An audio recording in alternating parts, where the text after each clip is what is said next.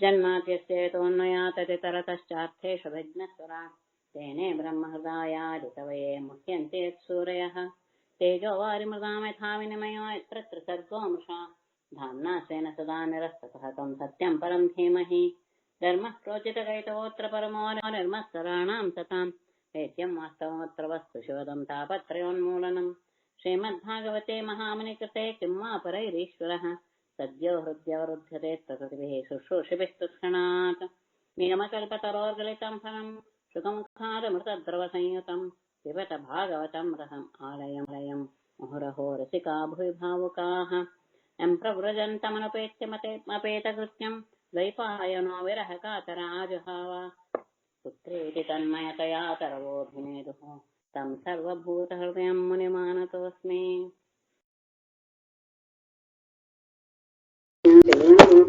ದೇವಿಯಂ ಸರಸ್ವತಿ ಶಾಸಂ ಇದನ್ನ 3ನೇ ಅಧ್ಯಾಯದಲ್ಲಿ ವಿಚಾರಣದ ವಿಷಯವನ್ನೇ ಇಟ್ಕೊಂಡು ಇದು ಎಲ್ಲರಿಗೂ ಗೊತ್ತಿದ್ರು ಸಹ ಯಾಕೆ ಹಾಗಾದ್ರೆ ಅಷ್ಟು ದೊಡ್ಡ ದೊಡ್ಡ ತಪಸ್ಸು ಇತ್ಯಾದಿಗಳನ್ನ ಯಾಕೆ ಮಾಡ್ತಾರೆ ಅಂತ ಪ್ರಶ್ನೆ ಸಂಶಯ ಉಂಟಾಗತ್ತೆ ಅಂತ ಭಾವಿಸಿ ಈಗ ಹೇಳ್ತಾರೆ ಎಂತಹ ವಿದ್ವಾಂಸರೇ ಆದರೂ ಅವರಿಗೂ ಸಹ ಬುದ್ಧಿ ಮೋಹಗೊಳ್ಳುತ್ತೆ. ಯಾಕೆಂದ್ರೆ ವೇದವಾಣಿ ಅನ್ನೋದು ಹಾಗೆ ನಮ್ಮನ್ನ ಮರಳುಗೊಳಿಸ್ಬಿಡುತ್ತೆ. ಅದು ಪರಮಾತ್ಮನ ವಾಕ್ಯವೇ ಆದ್ದರಿಂದ ಅದಕ್ಕೆ ಮೋಹಗೊಳಿಸುವ ಶಕ್ತಿ ಇನ್ನೂ ಚೆನ್ನಾಗೇ ಇರುತ್ತೆ.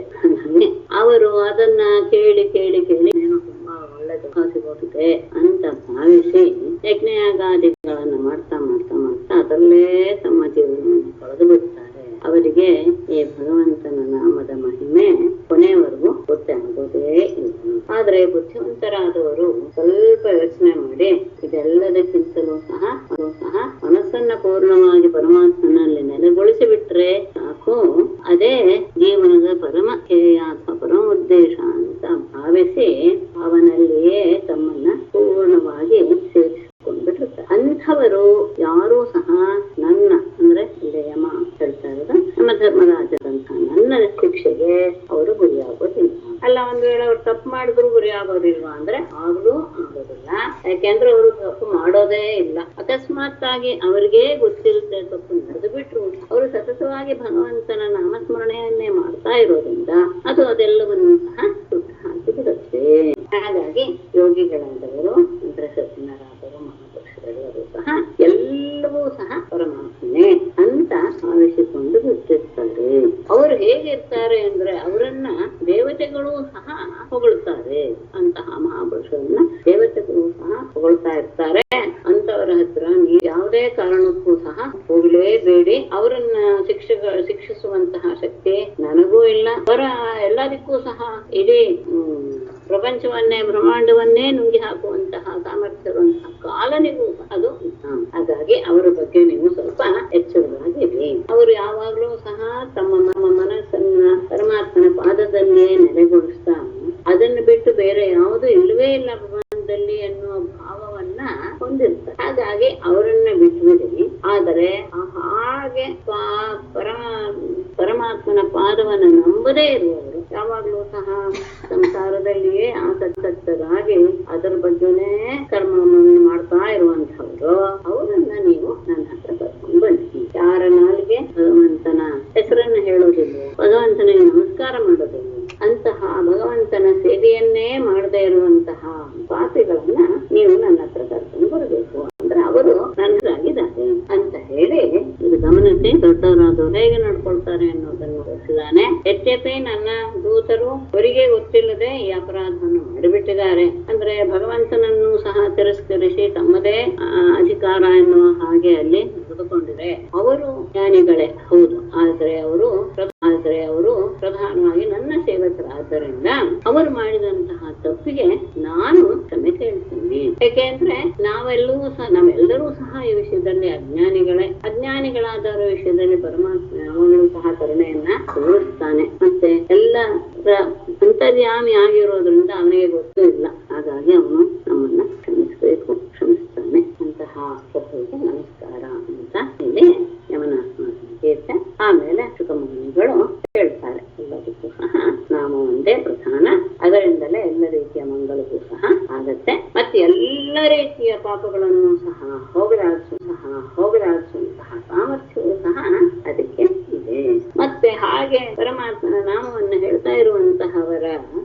ಅವನಲ್ಲಿ ಯಾವಾಗಲೂ ಸಹ ಭಕ್ತಿ ಹೆಚ್ಚಾಗ್ತಾನೇ ಹೋಗುತ್ತೆ. ಯಾಕೆಂದ್ರೆ ನಾಮದ ಮಹಿಮೆಯೇ ಹಾಗೆ. ನಾಮ ಹೇಳ್ತಾ ಹೇಳ್ತಾ ಇದ್ದಾಗ ಮನಸ್ಸು ಸಹ ಸ್ವಚ್ಛವಾಗೋದ್ರಿಂದ ಭಕ್ತಿ ಅನ್ನೋದು ಉಂಟಾಗುತ್ತೆ.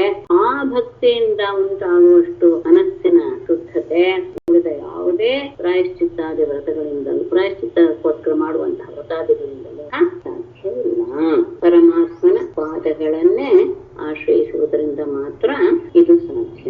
ಒಂದು ವೇಳೆ ಅದು ಅವನಲ್ಲಿಯೇ ಆಸಕ್ತರಾದರೂ ತಮ್ಮ ವಿವೇಕ ಬುದ್ಧಿಯನ್ನು ಕಳೆದುಕೊಂಡು ತಮ್ಮ ಪಾಪಗಳನ್ನು ತೊಳೆದುಕೊಳ್ಳೋದಕ್ಕೋಸ್ಕರ ಪ್ರಾಯಶ್ಚಿತ್ತ ರೂಪವಾದಂತಹ ಕರ್ಮವನ್ನ ಮಾಡ್ತಾರೆ, ಇಲ್ಲ ಅಂತ ಇಲ್ಲ. ಆದ್ರೆ ಅವರಿಗೆ ಆ ವಿಷಯ ಗೊತ್ತಿಲ್ಲ.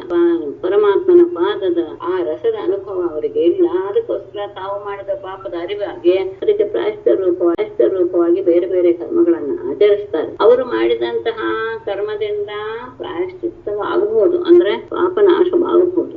ಆದರೆ ಅವರ ಮನಸ್ಸು ಶುದ್ಧವಾಗೋದಿಲ್ಲ. ಯಾಕೆಂದ್ರೆ ಮನಸ್ಸಿನ ಕಾರಣದಿಂದಲೇ ಅವರು ಆ ರೀತಿಯಾಗಿ ಕೆಟ್ಟ ಮಾರ್ಗವನ್ನು ಅನುಸರಿಸುವ ವ್ರತಗಳಿಂದ ಮನಸ್ಸು ಶುದ್ಧವಾಗೋದಿಲ್ಲ. ಹಾಗಾಗಿ ಏನಾದ ಪಾಪದ ಪ್ರಾಯಶ್ಚಿತ್ತವಾದರೂ ಸಹ ಇನ್ನೊಂದು ಪಾಪವನ್ನು ಮಾಡೋದಿಕ್ಕೆ ಮನಸ್ಸು ಮತ್ತೆ ಪ್ರೇರೇಪಿಸುತ್ತೆ. ಹಾಗಾಗಿ ಅವರು ಮತ್ತೆ ಆ ರೀತಿಯ ದೋಷವನ್ನ ಮಾಡ್ತಾ ಇರ್ತಾರೆ ಅಂತ ಶುಕಮುನಿಗಳು ಹೇಳಿ ಕೊನೆಗೆ ಧೂತರಿಗೆ ಯಮಧರ್ಮನ ಈ ಮಾತುಗಳನ್ನು ಕೇಳಿ ಬಹಳ ಆಶ್ಚರ್ಯವೂ ಆಗುತ್ತೆ. ಮತ್ತೆ ಪುನಃ ಪುನಃ ಯಾಕೆಂದ್ರೆ ಈ ಥರದ ಇಲ್ಲಿವರೆಗೂ ಅವರಿಗೆ ಅನುಭವಕ್ಕೆ ಬಂದಿರ್ಲಿಲ್ಲ. ಹಾಗಾಗಿ ಮತ್ತೆ ಮತ್ತೆ ನೆನಪಿಗೆ ಬಂದ ತಕ್ಷಣ ಅವರಲ್ಲಿ ಆಶ್ಚರ್ಯ ಅನ್ನೋದು ಇನ್ನು ಹೆಚ್ಚೇ ಆಗ್ತಾ ಇರುತ್ತೆ. ಹಾಗಾಗಿ ಅಂದಿನಿಂದ ಅವರು ಪರಮಾತ್ಮನ ಹರಿಯ ಭಕ್ತರನ್ನ ಮುಟ್ಟುವಾಗ ತುಂಬಾ ಎಚ್ಚರಿಕೆಯನ್ನು ವಹಿಸ್ತಾರೆ. ಅಷ್ಟೇ ಅಲ್ಲ, ಭಕ್ತರು ಅಂತ ಗೊತ್ತಾದ್ಮೇಲೆ ಅವರ ಹತ್ರ ಹೋಗೋದಿರ್ಲಿ, ಅವರನ್ನು ನೋಡೋದಕ್ಕೂ ಸಹ ಹೆದರಿ ಬಿಡ್ತಾರೆ ಹೇಳಿ ಮತ್ತೆ ಶುಕ್ರು ಹೇಳ್ತಾರೆ, ಇದನ್ನು ನನಗೆ ಪರಮಾತ್ಮನನ್ನ ಪೂಜಿಸ್ತಾ ಇರುವಂತಹ ಅಗಸ್ತ್ಯರು ಹೇಳಿದ್ದು ಎಲ್ಲಿ ಮಳೆಯ ಪರ್ವದಲ್ಲಿ. ಅವರು ಮಳೆಯ ಪರ್ವತದಲ್ಲಿ ಪರಮಾತ್ಮನ ಪೂಜಿಸ್ತಾ ಇದ್ದಾರೆ. ಈ ವಿಷಯವನ್ನ ಹೇಳಿದ್ರು. ಆಮೇಲೆ ಅಂಬರೀಷನ ವಿಷಯವನ್ನ ಮತ್ತೆ ಪರೀಕ್ಷಿತನ ಪ್ರಶ್ನೆ, ಪರಮಾತ್ಮನ ಮಹಿಮೆಯನ್ನು ಕೇಳಬೇಕು ಅನ್ನುವ ಉದ್ದೇಶದಲ್ಲಿ ಕುಳಿತಿರೋದ್ರಿಂದ ಅವನಿಗೆ ಇನ್ನೊಂದಷ್ಟು ಸಂಶಯಗಳು ಬರ್ತಾನೆ ಇರುತ್ತೆ. ಆ ರೀತಿಯ ಪ್ರಶ್ನೆಗಳನ್ನು ಮಾಡ್ತಾನೆ. ಓಂ ನಮೋ ಭಗವತೆ ವಾಸುದೇವಾಯ. ಶ್ರೀವಾಚ ಏವಂ ವಿಹಾಸುರ್ನೃಪದೇಹಮಾಜೋ ಮೃತ್ಯುಂ ವರಂ ವಿಜಯಾನ್ಮನ್ಯಮಾನಃ ಸ್ಥೂಲಂ ಪ್ರದೃಶ್ಯಾಭ್ಯ ಪತತ್ಸುರೇಂದ್ರಂ ಯಥಾ ಮಹಾಪುರುಷಂ ಕೋಟೈಟಭುಕ್ಸು. ನೃಪ ಏವಂ ಆಜೌ ದೇಹಂ ಜಿಹಾಸುಃ ವಿಜಯಾತ್ ಮೃತ್ಯುಂ ವರಂ ಮನ್ಯಮಾನಃ ಶೂಲಂ ಪ್ರಗೃಹ್ಯ ಸುರೇಂದ್ರಂ ಅಭ್ಯಪತತ್ ಯಥಾ ಅಪ್ಸು ಕೈಟಭಃ ಮಹಾಪುರುಷಂ. ನೃಪ ರಾಜನೇ ಶುಕಮುನಿಗಳು ಹೇಳುವಂತಹದ್ದು ಋಷಿವಾಚ ಪರೀಕ್ಷಿತನಿಗೆ ಹೇಳ್ತಾ ಇದ್ದಾರೆ. ಏವಂ ಈ ರೀತಿಯಾಗಿ ಆಜೌ ದೇಹಂ ಜಿಹಾಸ್, ಯುದ್ಧದಲ್ಲಿಯೇ ಯುದ್ಧರಂಗದಲ್ಲಿಯೇ ತನ್ನ ದೇಹವನ್ನ ಶರೀರವನ್ನ ಬಿಡಲು ಬಯಸಿದ ಅವನು, ಯಾರು ರುದ್ರಾಸುರ, ವಿಜಯಾತ್ ಮೃತ್ಯುಂ ವರಂ ಮನ್ಯಮಾನಃ, ತನಗೆ ಗೆಲ್ಲುವುದಕ್ಕಿಂತ ಮರಣವೇ ಶ್ರೇಷ್ಠ ಅಂತ ಭಾವಿಸಿದಂತಹ ಅವನು, ಅಂದ್ರೆ ಗೆದ್ದು ಸ್ವರ್ಗವನ್ನ ತಗೊಳ್ಳೋದಕ್ಕಿಂತ ದೇಹತ್ಯಾಗ ಮಾಡಿ ಪರಮಾತ್ಮನನ್ನ ಸೇರೋದೇ ಉಚಿತ ಅಂತ ಭಾವಿಸಿದ ಅವನು ಶೂಲಂ ಪ್ರಗೃಹ್ಯ, ಆ ಶೂಲವನ್ನ ಕೈಗೆ ತೆಗೆದುಕೊಂಡು ಸುರೇಂದ್ರಂ ಇಂದ್ರನ ಮೇಲೆ ಬಿದ್ದ. ಹೇಗೆ? ಯಥಾ ಹೇಗೆ? ಅಪ್ಸು ಪ್ರಳಯ ಕಾಲದ ನೀರಿನಲ್ಲಿ ಕೈಟಭಾಸವನು ಮಹಾಪುರುಷಂ ಪರಮಪುರುಷನಾದಂತಹ ಭಗವಂತನನ್ನ ಹೇಗೆ ಎದುರಿಸಿದನೋ ಹಾಗೆ ಇನ್ನೂ ಸಹ ಇಂದ್ರನನ್ನ ಕೊಲ್ಲೋದಕ್ಕೋಸ್ಕರ ಶೂಲವನ್ನು ಹಿಡಿದುಕೊಂಡು ಅವನ ಮೇಲೆ ಎದ್ದ. ಅಂದ್ರೆ ತನ್ನ ದೇಹ ಹೋದ್ರೂ ಪರವಾಗಿಲ್ಲ, ಪರಮಾತ್ಮನ ಅಸ್ಥಿ ಅಥವಾ ಪರಮಾತ್ಮನ ಸಾನ್ನಿಧ್ಯ ಸಿಗುತ್ತೆ ಎನ್ನುವ ಭಾವನೆಯಿಂದ ವಿಜಯವೇ ತನಗೆ ಬೇಡ ಅಂತ ಭಾವಿಸಿಬಿಟ್ಟ ರುದ್ರಾಸುರ. ಹಾಗಾಗಿ ಮರಣವೇ ಒಳ್ಳೆಯದು ಅಂತ ಭಾವಿಸಿದ ಅವನು ಶೂಲವನ್ನು ಹಿಡಿದುಕೊಂಡು ಸುರೇಂದ್ರನ ಮೇಲೆ, ದೇವೇಂದ್ರನ ಮೇಲೆ ಎಕ್ತತೋ ಯುಗಾಂತಾಗ್ನಿಕಠೋರ ಜಿಹ್ವಂ ಆವಿಧ್ಯ ಶೂಲಂ ತರಸಾ ಸುರೇಂದ್ರ ಕ್ಷಿಪ್ವಾ ಮಹೇಂದ್ರಾಯ ವಿನತ್ಯ ವೀರಃ ಹತೋಸಿ ಪಾಪೇತಿ ರುಷಾ ಜಗಾದ. ತತಃ ಸುರೇಂದ್ರಃ ಯುಗಾಂತಾಗ್ನಿಕಠೋರ ಜಿಹ್ವಂ ಶೂಲಂ ಆವಿದ್ಯ ತರಸಾ ಮಹೇಂದ್ರಾಯ ಕ್ಷಿಪ್ವಾ ವಿನದ್ಯ ವೀರಃ ಪಾಪ ಹತಃ ಅಸಿ ಇತಿ ರುಷಾ ಜಗಾದ. ತತಃ ಇದಾದ್ಮೇಲೆ ಸುರೇಂದ್ರ ಅಲ್ಲೇ ಬೇಕಾದ್ರೂ ವೀರಃ ತಗೋಬಹುದು, ವಿಶೇಷ ಅಲ್ವಾ, ನಾನು ಆಮೇಲೆ ತಿಳಿಸಿದ್ದೀನಿ. ಇಂದ್ರನು ಯುಗಾಂತಾಗ್ನಿ ಕಠೋರ ಜಿಹ್ವಂ, ಪ್ರಳಯ ಕಾಲದ ಅಗ್ನಿಯ ಹಾಗೆ ಭಯಂಕರವಾದಂತಹ ಜ್ವಾಲೆಗಳುಳ್ಳಂತಹ ತ್ರಿಶೂಲವನ್ನ ಆವಿಧ್ಯ ತಿರುಗಿಸ್ತಾ ತರಸ ವೇಗದಿಂದ ಮಹೇಂದ್ರಾಯ ಕ್ಷಿಪ್ವ ಇಂದ್ರನ ಮೇಲೆ ಎಸೆದು ಯೋ ಕ್ಷಮಿಸಿ ನಾನು ಅಸುರೇಂದ್ರ ಸುರೇಂದ್ರ ಅಸುರೇಂದ್ರ ವೃತ್ರಾಸುರನು ಶಿವಾಂತಾಗ್ನಿ ಕಠೋರ ಜಿಹ್ವಂ ಶೂಲಂ ಆವಿಧ್ಯ ತರಸ ಮಹೇಂದ್ರಾಯ ಕ್ಷಿಪ್ವ ವಿನದ್ಯ ಜೋರಾಗಿ ಒಂದ್ಸತಿ ಗರ್ಜನೆ ಮಾಡಿದ ಅಂತಹ ವೀರ ವೃತ್ರಾಸುರನು ಪಾಪ ಲೈ ಪಾಪಿಷ್ಟನೇ ಹತಹಾಸಿ ನೀನೀಗ ಸತ್ಯ ಅಂತ ತಿಳ್ಕೋ ಇತಿ ಹೀಗಂದು ಋಷಾ ಜಗತ್ತ ಬಹಳ ಕೋಪದಿಂದ ಅವನು ಹೇಳಿದ. ಯಾವಾಗ ತ್ರಿಶೂಲವನ್ನು ಇಟ್ಕೊಂಡು ಅದನ್ನ ಚೆನ್ನಾಗಿ ಹೀಗೆ ತಿರುಗಿಸ್ತಾ ಇದ್ದಾಗ ಅಗ್ನಿಯ ಉರಿತಾ ಇದೆಯೋ ಎನ್ನುವ ಹಾಗೆ ಕಾಣಿಸ್ತಾ ಇದೆ. ಅಂತಹ ಆ ಶೂಲವನ್ನ ತಿರುಗಿಸ್ತಾ ಅವನು ಇಂದ್ರನ ಮೇಲೆ ಬೀಳ್ತಾನೆ. ಆ ಬೀಳುವಾಗ ಇಂದ್ರನ ಮೇಲೆ ಎಸಿತಾನೆ. ಅದನ್ನ ಬೀಳಿಸುವಾಗ ಜೋರಾಗಿ ಗರ್ಜನೆ ಮಾಡಿ ನೀನಿನ್ನೇನು ಸತ್ವೆ ಎನ್ನುವಂತಹ ಮಾತನ್ನ ಆಡ್ತಾ ಕೋಪದಿಂದ ಕಾಪತದ್ವಿಚಲಗ್ರಹೋಲ್ಕವತ್ ನಿರೀಕ್ಷ್ಯ ದುಷ್ಪ್ರೇಕ್ಷ್ಯ ಮಜಾತ ವಿಕ್ಲವಃ ವಜ್ರೇಣ ವಜ್ರೀಶರ ಪರ್ವಣಾಚ್ಛಿನತ್ ಭುಜಂಚ ತಸ್ಯೋರಗ ರಾಜಭೋಗಂ. ಅವನ ಹತ್ರ ವಜ್ರ ಇದ್ದಿದ್ದರಿಂದ ಅವನಿಗೆ ಹೆದರಿಕೆ ಆಗ್ಲಿಲ್ಲ ಇಂದ್ರನಿಗೆ. ಗ್ರಹೋಲ್ಕವತ್ ಖೇ ವಿಚಲತ್ ಆಪತತ್ ದುಷ್ಪ್ರೇಕ್ಷ್ಯಂ ತತ್ ನಿರೀಕ್ಷ್ಯ ಅಜಾತ ವಿಕ್ಲವಃ ವಜ್ರೀ ಶತಪರ್ವಣ ವಜ್ರೇಣ ಉರಗರಾಜಭೋಗಂ ತಸ್ಯ ಭುಜಂ ಅಚಿನ. ಗ್ರಹೋಲ್ಕವತ್ ಗ್ರಹಗಳು ಮತ್ತು ಉಲ್ಕೆಗಳ ಹಾಗೆ ಹೇ ಆಕಾಶದಲ್ಲಿ ವಿಚಲತ್ ತಿರುಗುತ್ತಾ ಇರುವಂತಹ ಆಪತತ್ ಮೈ ಮೇಲೆ ಬೀಳ್ತಾ ಇರುವಂತಹ ದುಷ್ಪ್ರೇಕ್ಷ್ಯಂ ತತ್ ನೋಡಲು ಅಸಾಧ್ಯವಾದಂತಹ ಅಂದ್ರೆ ಅಗ್ನಿಯನ್ನ ಜ್ವಾಲೆಗಳನ್ನ ಹೊರಹೊಮ್ಮಿಸ್ತಾ ಇರೋದ್ರಿಂದ ನೋಡಕ್ಕೂ ಸಹ ಅಸಾಧ್ಯವಾಗಿದೆ ಅಂತಹ ಆ ತ್ರಿಶೂಲವನ್ನ ನಿರೀಕ್ಷ್ಯ ನೋಡಿ ಅಜಾತ ವಿಕ್ಲವ ಯಾವ ಹೆದರಿಕೆಯೂ ಇಲ್ಲದವನಾಗಿ ವಜ್ರಿ ಇಂದ್ರನು ಶತಪರ್ವಣ 100 ಪರ್ವಗಳು ಅಂದ್ರೆ ಗಿಣ್ಣಗಳು ಅಂತ ಹೇಳ್ತಾರೆ. ಆ ವಜ್ರಾಯುಧವನ್ನು ನೋಡಿರ್ಬೇಕು, ಅಲ್ಲಲ್ಲೇ ಅದರ ಒಂದು ಗುರುತಿದ್ದ ಹಾಗೆ ಇರುತ್ತೆ. ಅದು 100 ಸಂಖ್ಯೆಯಲ್ಲಿ ಇರುವಂತದ್ದು, ಅದಕ್ಕೆ ಶತಪರ್ವ ಅಂತ ಹೇಳ್ತಾರೆ. ಅಂತಹ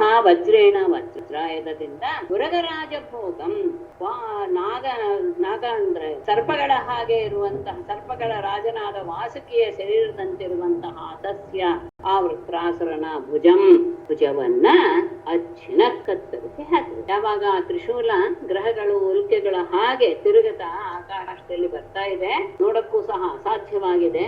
ಅದನ್ನ ನೋಡಿಯೂ ಸಹ ಇಂದ್ರನಿಗೆ ಯಾವ ರೀತಿಯ ಹೆದರಿಕೆಯೂ ಆಗಲಿಲ್ಲ. ಮತ್ತೆ ಅವನು ತನ್ನ ಆ ವಜ್ರಾಯುಧದಿಂದ ಆ ವೃತ್ರಾಸುರನ ಕೈಯನ್ನ ಕತ್ತರಿಸಿ ಹಾಕಿದ್ರು. ಚಿನ್ನೈಕ ಬಾಹು ಪರಿಗೇಣ ವೃತ್ರಃ ಸಮೃದ್ಧ ಆಸಾಧ್ಯ ಗೃಹೀತ ವಜ್ರಂ ಅನೌತ ತಾಡೇಂದ್ರ ಮತಾಭರೇಭಂ ವಜ್ರಂಚ ಹಸ್ತಾತ್ಮ್ಯವತನ್ಮನೋ ಮಘೂನಃ. ಈ ಸಂದರ್ಭದಲ್ಲಿಯೂ ಸಹ ಆತ ಹೆದರಲಿಲ್ಲ. ವೃತ್ರಾಸುರ ಒಂದೇ ಕೈಯಿಂದ ಚಿನ್ನೈಕ ಬಾಹು ವೃತ್ರಃ ಸಂರಬ್ಧ ಗೃಹೀತ ವಜ್ರಂ ಇಂದ್ರಂ ಆಸಾದ್ಯ ಹನೌ ಅಥ ಅಮರೇಭಂ ಪರಿಘೇಣ ತತಾಡ ಮಘೋನಃ ಹಸ್ತಾತ್ ವಜ್ರಂ ನ್ಯಪತತ್. ಚಿನ್ನೈಕ ಬಾಹು ಒಂದು ತೋಳು ತರಿಸಲ್ಪಟ್ಟ ವೃತ್ರಾಸುರನು ಸಂರಬ್ಧ ಅತ್ಯಂತ ಕೋಪಗೊಂಡವನಾಗಿ ಗೃಹೀತ ವಜ್ರಂ ವಜ್ರಾಯುಧವನ್ನು ಹಿಡಿದಿರುವಂತಹ ಇಂದ್ರಮ ಅಸಾಧ್ಯ ಇಂದ್ರನ ಹತ್ತಿರ ಹೋಗಿ ಹನು ಅಂದ್ರೆ ಇದು ದವಡೆ ಕೆನ್ನೆಯ ಭಾಗ, ಆ ದವಡೆಯಲ್ಲಿ ಪರಿಘೆ ಹಾಗೇನೆ ಅಥ ಅಮರೇಗಂ ಎಲ್ಲ ಆ ಐರಾವತವನ್ನು ಸಹ ಪರಿಘೇಣ ತನ್ನ ಪರಿಗಾಯುಧದಿಂದ ತತಾಡ ಚೆನ್ನಾಗಿ ಹೊಡೆದ. ಆ ಇಂದ್ರನ ಕೆನ್ನೆಗೂ ಮತ್ತು ಆ ಐರಾವತಕ್ಕೂ ಸಹ ಒಂದೇ ಕೈಯಿಂದಲೇ ತನ್ನ ಪರಿಗಾಯುಧದಿಂದ ಎರಡನ್ನು ಹೊಡೆದ. ಆ ಸಂದರ್ಭದಲ್ಲಿ ಏನಾಗೋಯ್ತು, ಮಘೋನಃ ಹಸ್ತಾತ್ ಇಂದ್ರನ ಕೈಯಿಂದ ವಜ್ರಂ ನ್ಯಪತತ್ ವಜ್ರಾಯುಧ ಬಿದ್ದು ಬಹಳ ಆಘಾತಕರವಾದಂತಹ ಒಂದು ದೃಶ್ಯ. ಯಾಕೆಂದ್ರೆ ಶತ್ರುವಿನ ಕೈಯಿಂದ ವಜ್ರಾಯುಧ ಬಿದ್ದು ಹೋಯ್ತು ಅಂದ್ರೆ ಇವನಿಗೆ ಜಯ ಸಿಗೋದು 100ಕ್ಕೆ 100 ಸಿದ್ಧ ಅಂತ ಆಗೋಯ್ತು. ಒಂದೇ ಕೈ ಆದ್ರೂ ಸಹ ಅವನು ಹಿಂಜರಿಲಿಲ್ಲ. ಇನ್ನೊಂದು ಕೈಯಿಂದಲೇ ಪರಿಗಾಯುಧವನ್ನು ತೆಗೆದುಕೊಂಡು ಎದುರಿಗೆ ಇರುವಂತಹ ಇಂದ್ರನನ್ನ ಮತ್ತು ಐರಾವತವನ್ನ ಆ ಆಯುಧದಿಂದ ಇವನ ಕೆನ್ನೆಗೂ ಅದರ ಮೇಲೂ ಸಹ ಹೊಡೆದ. ಆ ಸಂದರ್ಭದಲ್ಲಿ ಇಂದ್ರನ ಕೈಯಿಂದ ವಜ್ರಾಯುಧ ಕೆಳಗೆ ಬಿದ್ದು ಹೋಯಿತು. ಅದನ್ನ ನೋಡಿದ ತಕ್ಷಣ ಹೇಳಿದ್ನಲ್ಲ, ಆಕಾಶದಲ್ಲಿರೋರೆಲ್ಲರೂ ಸಹ ವೃತ್ರಸ್ಯ ಕರ್ಮಾದಿ ಮಹಾದ್ಭುತಂ ತತ್ ಸುರಾಸುರಾಶ್ಚಾರಣ ಸಿದ್ಧ ಸಂಘಾಃ ಅಪೂಜಯಂಸ್ತತ್ಪುರುಹೂತ ಸಂಕಟಂ ನಿರೀಕ್ಷ್ಯ ಆಹೇತಿ ವಿಚಿಕೃಷುರ್ಭುಷಂ.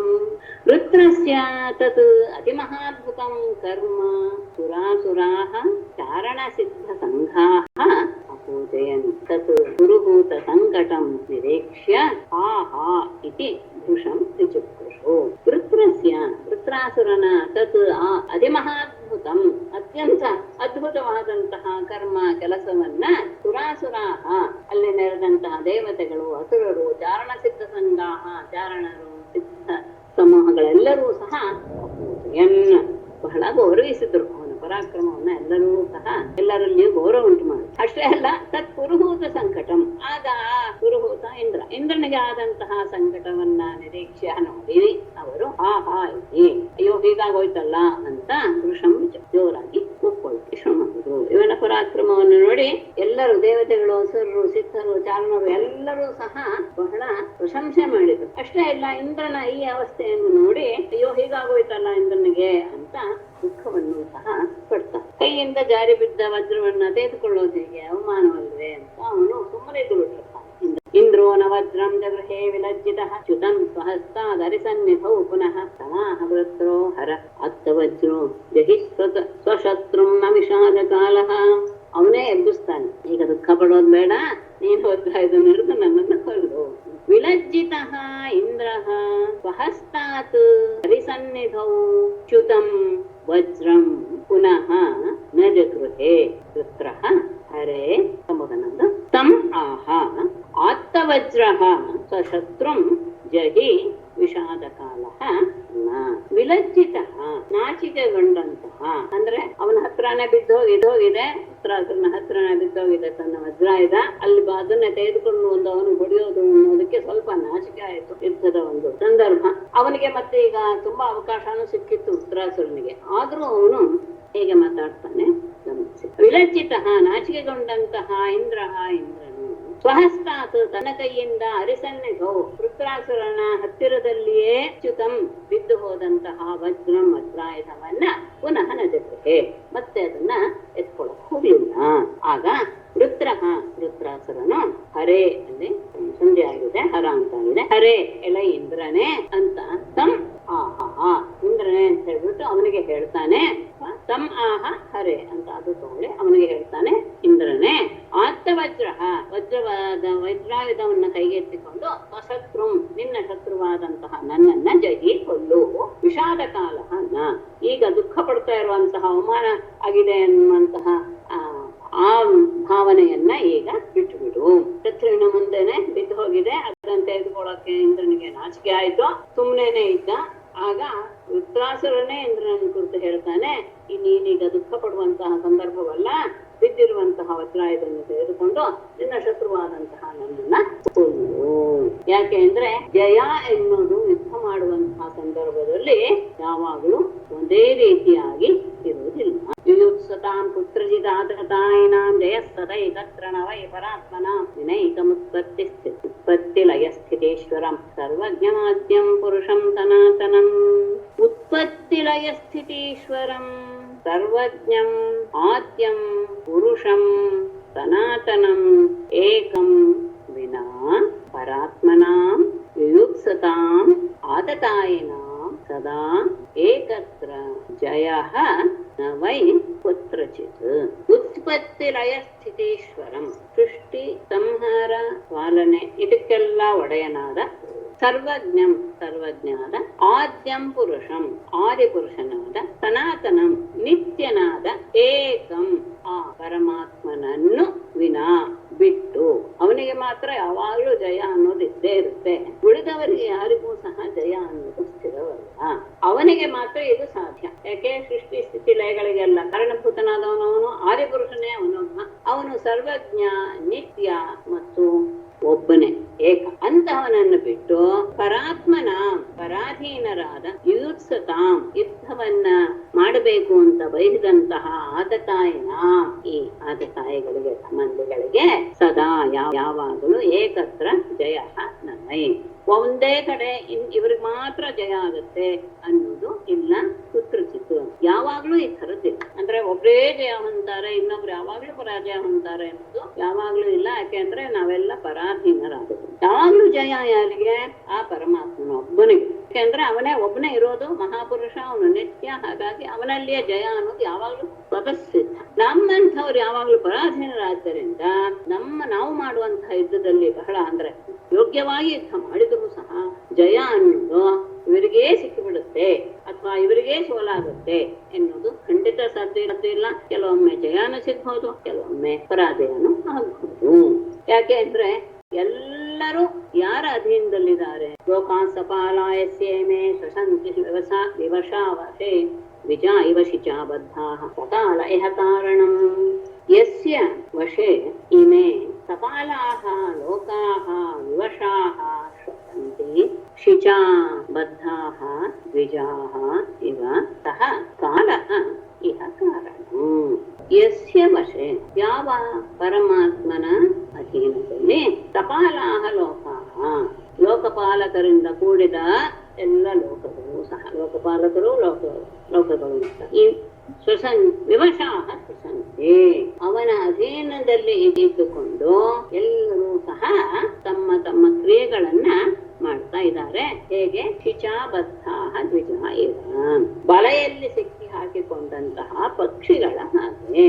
ಪಕ್ಷಿಗಳು ಬಲೆಯಲ್ಲಿ ಸಿಕ್ಕಿಕೊಂಡಾಗ ಎಷ್ಟು ಸಾಧ್ಯವೋ ಅಲ್ಲಿ ಮಾತ್ರ ಅವುಗಳು ತಮ್ಮ ತಮ್ಮ ಕೆಲಸವನ್ನ ಮಾಡುತ್ತೋ, ಹಾಗೇನೆ ಪರಮಾತ್ಮನಿಗೆ ಅಧೀನವಾದಂತಹ ಲೋಕಪಾಲಕರು ಲೋಕಗಳು ಎಲ್ಲವೂ ಸಹ ಅವನ ಅಧೀನದಲ್ಲಿ ಇದ್ದುಕೊಂಡು ತಮ್ಮ ತಮ್ಮ ಕ್ರಿಯೆಗಳನ್ನು ಮಾಡ್ತಾ ಇದ್ದಾರೆ. ಇದಕ್ಕೆ ಏನು ಕಾರಣ ಅಂದ್ರೆ ಸಹ ಕಾಲ ಇಹ ಕಾರಣ. ಆ ಕಾಲ ಎನ್ನುವುದೇ ಇದಕ್ಕೆಲ್ಲೂ ಕಾರಣ. ಕಾಲ ಅಂದ್ರೆ ಏನು? ಕಲಯತಿ ಇತಿ ಕಾಲ, ಎಲ್ಲವನ್ನು ಒಂದು ಗುತ್ತುತ್ತಾಗಿ ನುಂಗಿ ಬಿಡುವುದು ಅಂದ್ರೆ ಪರಮಾತ್ಮನೇ ಇದೆಲ್ಲದಕ್ಕೂ ಸಹ. ಕಾಲ ಬೇರೆ ಇಲ್ಲ, ಪರಮಾತ್ಮ ಬೇರೆ ಇಲ್ಲ. ಹಾಗಾಗಿ ಅಂತಹ ಮಹಾಪುರುಷನೇ ಇದಕ್ಕೆ ಕಾರಣ. ಅಂದ್ರೆ ಎಷ್ಟೇ ಪರಾಕ್ರಮಶಾಲಿಯಾಗಿದ್ದರೂ ಸಹ ಪರಾಜಯ ಜಯ ಎಲ್ಲವೂ ಸಹ ಪರಮಾತ್ಮನಿಗೆ ಅಧೀನವಾಗಿರೋದು. ಯಾಕೆ ಅಂದ್ರೆ ಪ್ರಪಂಚ ಎಲ್ಲವೂ ಸಹ ಪರಮಾತ್ಮನಿಗೆ ಅಧೀನವಾದ್ದರಿಂದ ಅವನೇ ಎಲ್ಲರಲ್ಲಿಯೂ ಅಂತರಾತ್ಮನಾಗಿ ಇರೋದ್ರಿಂದ ಅವರವರ ಕರ್ಮಾನುಸಾರವಾಗಿಯೇ ಜಯ ಪರಾಜಯಗಳನ್ನ ಉಂಟು. ಹಾಗಾಗಿ ಈಶ್ವರನಿಗೆ ಅಧೀನವಾಗಿ ನಾವು ಮಾಡುವಂತಹ ಸಂದರ್ಭದಲ್ಲಿ ಅವನೇ ಇದಕ್ಕೆಲ್ಲ ಕಾರಣವೇ ಹೊರತು ಯಾರಿಗೂ ಸಹ, ಅವನೊಬ್ಬನು ಬಿಟ್ಟು ಇನ್ಯಾರಿಗೂ ಸಹ ಯಾವಾಗ್ಲೂ ಜಯ ಅನ್ನೋದು ಸಾಧ್ಯವೇ ಇಲ್ಲ. ಅಷ್ಟೇ ಅಲ್ಲ, ಓಜಸ್ಸಹೋ ಬಲಂ ಪ್ರಾಣಂ ಅಮೃತಂ ಮೃತ್ಯುಮೇವ ಚ ಸಮಜ್ಞಾಯ ಜನೋ ಹೇತುಂ ಆತ್ಮಾನಂ ಮನ್ಯತೆ ಜಡಂ. ಓಜಃ ಸಹಃ ಬಲಂ ಪ್ರಾಣಂ ಅಮೃತಂ ಮೃತ್ಯುಂ ಏವ ತಂ ಹೇತುಂ ಜನಃ ಅಜ್ಞಾಯ ಜಡಂ ಆತ್ಮಾನಂ ಮನ್ಯತೆ. ಓಜಃ ಸಹಃ ಇಂದ್ರಿಯ ಬಲ, ಮನೋಬಲ, ದೇಹಬಲ, ಮತ್ತೆ ಪ್ರಾಣ, ಅಮೃತಂ ಅಂದ್ರೆ ಬದುಕಿರೋದು, ಮೃತಂ ಮರಣ, ಎಲ್ಲವೂ ಸಹ ತಂ ಹೇತು, ಅವನೇ ಕಾರಣ. ಅಂದ್ರೆ ಎಲ್ಲದಕ್ಕೂ ಸಹ ಆ ಕಾಲವೇ ಕಾರಣ ಎನ್ನುವುದನ್ನ ಜನಃ ಅಜ್ಞಾನ, ಜನರು ತಿಳಿಯದೆ ಜಡಂ ಆತ್ಮಾನಂ, ಜಡವಾದಂತಹ ಈ ದೇಹವನ್ನೇ ಮನ್ಯತೆ, ಯಾವುದಕ್ಕೆ? ಜಯಾಪಜಯಗಳಿಗೆ ಈ ದೇಹವೇ ಕಾರಣ ಅಂತ ಭಾವಿಸ್ತಾರೆ. ಅದಕ್ಕೆ ಇವರಿಗೆ ಇರುವಂತಹ ಭ್ರಾಂತಿಯೇ ಕಾರಣವೇ ಹೊರತು ಇನ್ಯಾವುದು ಅಲ್ಲ. ಯಾವುದೇ ಒಂದು ಮನೋಬಲವಾಗಲಿ, ಇಂದ್ರಿಯ ಬಲವಾಗಲಿ, ದೇಹ ಬಲವಾಗಲಿ, ಯಾವುದೇ ಆಗಿರ್ಲಿ, ಮತ್ತೆ ನಮ್ಮಲ್ಲಿರುವಂತಹ ಪ್ರಾಣಗಳು, ನಾವು ಬದುಕಿರುವುದು, ಮರಣ ಹೊಂದೋದು, ಇದೆಲ್ಲರಿಗೂ ಕಾರಣ ಎನ್ನುವುದು ಆ ಕಾಲರೂಪಿಯಾದಂತಹ ಪರಮಾತ್ಮನೇ. ಅದನ್ನ ಜನ ತಿಳಿದೆ ನಮ್ಮ ದೇಹದಿಂದಲೇ ನಾನು ಗೆಲ್ತೇನೆ, ಅದರಿಂದ ನಾನು ಸೋತೆ ಇತ್ಯಾದಿ ಮಾತಿಯನ್ನ ಹೊಂದುತ್ತಾರೆ. ಹೇಗೆ? ಯಥಾ ದಾರುಮಯೀ ನಾರಿ ಯಥಾ ಯಂತ್ರಮಯೋ ಮೃಗಃ ಏವಂ ಭೂತಾನಿ ಮಘವನ್ ಈಶತಂತ್ರಾಣಿ ವಿದ್ಧಿ ಭೋಃ ಮಘವನ್. ಯಥಾ ದಾರುಮಯೀ ನಾರಿ ಯಥಾ ಯಂತ್ರಮಯಃ ಮೃಗಃ ಏವಂ ಭೂತಾನಿ ಈಶತಂತ್ರಾಣಿ ವಿದ್ಧಿ ಭೋಃ ಮಘವನ್. ಎಲ್ಲ ಇಂದ್ರನೇ, ಯಥಾ ಹೇಗೆ ದಾರುಮಯೀ ನಾರಿ, ಮಣ್ಣಿನ ರೂಪದ ಮರದ ಬೊಂಬೆಯಾದಂತಹ ಸ್ತ್ರೀ ರೂಪದಲ್ಲಿರುವಂತಹ ಮರದ ಬೊಂಬೆ, ಹಾಗೆ ಯಥಾ ಯಂತ್ರಮಯೋ ಮೃಗ, ಯಂತ್ರ ರೂಪವಾದಂತಹ ಮೃಗ, ಇವೆರಡಕ್ಕೂ ಸಹ ಸ್ವತಂತ್ರವಾಗಿ ಏನೂ ಕೆಲಸ ಮಾಡಕ್ಕೆ ಆಗೋದಿಲ್ಲ. ಅದು ಅವನ ಆಡಿಸುವವನ ಅಧೀನದಲ್ಲಿ ಹೇಗಿರುತ್ತೋ ಹಾಗೆಯೇ ಏವಂ ಭೂತಾನಿ, ಎಲ್ಲ ಜೀವಿಗಳು ಸಹ ಈಶತಂತ್ರಾಣಿ ವಿದ್ಧಿ, ಭಗವಂತ ಭಗವಂತನ ಅಧೀನ ಅಂತ ಅಂದ್ರೆ ಭಗವಂತನಿಗೆ ಅಧೀನ ಅಂತ. ಎಲ್ಲವೂ ಸಹ ಪರಮಾತ್ಮನಿಂದಲೇ ಸಾಧ್ಯ. ಹೇಗೆ ಯಂತ್ರಮಯವಾದಂತಹ ನಾರಿ ಆಗ್ಲಿ, ಯಂತ್ರಮಯವಾದಂತಹ ಮೃಗವಾಗ್ಲಿ ಸ್ವತಂತ್ರವಾಗಿ ಹೇಗೆ ಅವುಗಳು ಆಟ ಆಡೋದಿಲ್ವೋ, ಅದಕ್ಕೆ ಒಬ್ಬ ಚೈತನ್ಯ ಇರುವಂತಹ ಒಬ್ಬ ಮನುಷ್ಯ ಬೇಕೋ, ಹಾಗೇನೆ ಈ ಎಲ್ಲ ಜೀವಿಗಳು ಸಹ ಪರಮಾತ್ಮನ ಅಧೀನ. ಹಾಗಾದ್ರೆ ಇದೆಲ್ಲ ಹಿಂದೆಲ್ಲ ಬಂತಲ್ಲ, ಪ್ರಕೃತಿ ಪುರುಷ ಇದೆಲ್ಲ ಬಂತಲ್ಲ, ಅದು ಹೇಗೆ ಅಂದರೆ ಅವುಗಳು ಸಹ ಸ್ವತಂತ್ರವಾಗಿ ಯಾವುದೂ ಕೆಲಸ ಮಾಡೋದಿಲ್ಲ. ಪುರುಷ ಪ್ರಕೃತಿ ವ್ಯಕ್ತಂ ಆತ್ಮ ಭೂತೇಂದ್ರಿಯಾಶಯ ತಸ್ಮಂತ್ಯಸ್ಯ ಸರ್ಗಾದೋ ನವಿನ ಯದನುಗ್ರಹಾತ್. ಪುರುಷ ಪ್ರಕೃತಿ ವ್ಯಕ್ತಂ ಆತ್ಮ ಭೂತೇಂದ್ರಿಯಾಶಯ ಅಸ್ಯ ಸರ್ಗಾದೋ ಯದನುಗ್ರಹಾತ್ ವಿನಾ ನ ಶಕ್ನುತೆ. ಪುರುಷ ಪ್ರಕೃತಿ ಪ್ರಕೃತಿ ವ್ಯಕ್ತಂ ಅಂದ್ರೆ ಮಹತ್ತತ್ವ, ಆತ್ಮ ಅಂತ ಹೇಳಿದ್ರೆ ಅಹಂಕಾರ ಅಂದ್ರೆ ನಾನು ಎನ್ನುವ, ಭೂತ ಇಂದ್ರಿಯ ಆಶಯ ಪಂಚಭೂತಗಳು, ಇಂದ್ರಿಯಗಳು, ಕರ್ಮೇಂದ್ರಿಯಗಳು, ಜ್ಞಾನೇಂದ್ರಿಯಗಳು, ಆಶಯ ಅಂದ್ರೆ ಅಂತಃಕರಣ ಚತುಷ್ಟಯ, ಇವುಗಳೆಲ್ಲವೂ ಸಹ ಅಸ್ಯ ಸರ್ಗಾದೌ ಈ ವಿಶ್ವದ ಉತ್ಪತ್ತಿಯೇ ಮೊದಲಾದವುಗಳಲ್ಲಿ ಯದನುಗ್ರಹ ವಿನಾ ಯಾವ ಪರಮಾತ್ಮನ ಅನುಗ್ರಹವಿಲ್ಲದೆ ನ ಶಕ್ನೋತಿ ಸ್ವತಂತ್ರವಾಗಿ ಕೆಲಸ ಮಾಡಕ್ಕೆ ಸಾಧ್ಯ ಇಲ್ಲ. ಇವುಗಳಿಂದಲೇ ದೇವ, ಇವುಗಳಿಂದಲೇ ಪ್ರಪಂಚ ಅಂತ ನೀವು ತಿಳ್ಕೊಂಡಿರ್ಬೋದು, ಖಂಡಿತ ಇಲ್ಲ. ಇವುಗಳು ಎಲ್ಲವೂ ಸಹ ಕೆಲಸ ಮಾಡೋದು, ಸೃಷ್ಟಿ ಆದಿಯಲ್ಲಿ ಇವುಗಳೆಲ್ಲ ಕೆಲಸ ಮಾಡೋದು ಯಾವುದರಿಂದ ಅಂದ್ರೆ ನಾವು ಬ್ರಹ್ಮನ ವಿಷಯ ಅಂತ ತಗೊಂಡು, ಬ್ರಹ್ಮನ ಸೃಷ್ಟಿ ಆದರೂ ಸಹ ಅವನಿಗೆ ತಾನು ಹೇಗೆ ಸೃಷ್ಟಿ ಮಾಡ್ಬೇಕು ಅಂತ ಗೊತ್ತಾಗ್ಲಿಲ್ಲ. ಮತ್ತೆ ಪರಮಾತ್ಮನನ್ನ ತಪಸ್ ಮಾಡಿ ಎಲ್ಲ ಜ್ಞಾನವನ್ನು ಪಡೆದುಕೊಂಡು ಅವನ ಲೀಲೆಯಿಂದಲೇ ಅವನು ಸೃಷ್ಟಿ ಮಾಡಿದ. ಹಾಗಾಗಿ ಈತನ ಅನುಗ್ರಹವಿಲ್ಲದೆ ಲೋಕದಲ್ಲಿ ಒಂದು ಮಾತಿದೆಯಲ್ಲ, ತೃಣಮಪಿನ ಚಲತಿ ತೇನ ವಿನ ಅನ್ನೋದು ನಿಜವಾಗಿಯೂ ಸತ್ಯವಾದ.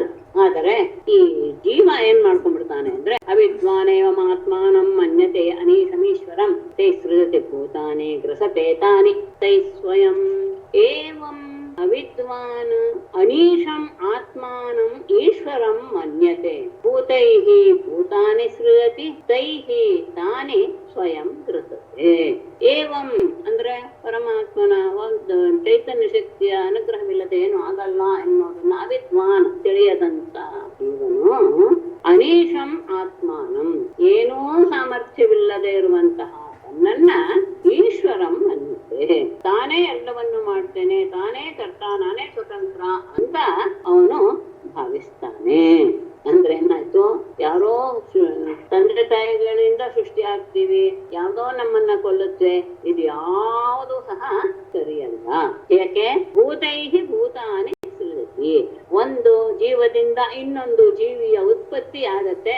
ಹಾಗೇನೆ ತೈಹಿ ತಾನೇ ಅವುಗಳಿಂದಲೇ ಅವುಗಳನ್ನು ಸ್ವಯಂ ಗ್ರಹತೆ, ತಾನೇ ಅದನ್ನ ಸಂಹಾರನೂ ಸಹ ಅವನೇ ಮಾಡಿಸ್ತಾನೆ. ಅಂದ್ರೆ ಪರಸ್ಪರ ಜೀವಿಗಳ ಹುಟ್ಟುವಿಕೆಗಾಗಲಿ ಸಾಯುವಿಕೆಗಾಗಲಿ ಎಲ್ಲದಕ್ಕೂ ಸಹ ಅವನೇ ಪ್ರಾಣಿಗಳ ಮೂಲಕ ಪ್ರಾಣಿಗಳ ಉತ್ಪತ್ತಿಯನ್ನು ಮಾಡಿ, ಅದೇ ಪ್ರಾಣಿಗಳ ಮೂಲಕ ಅವುಗಳ ಸಂಹಾರವನ್ನು ಸಹ ಸ್ವಯಂ ತಾನೇ ಮಾಡಿಸ್ತಾನೆ.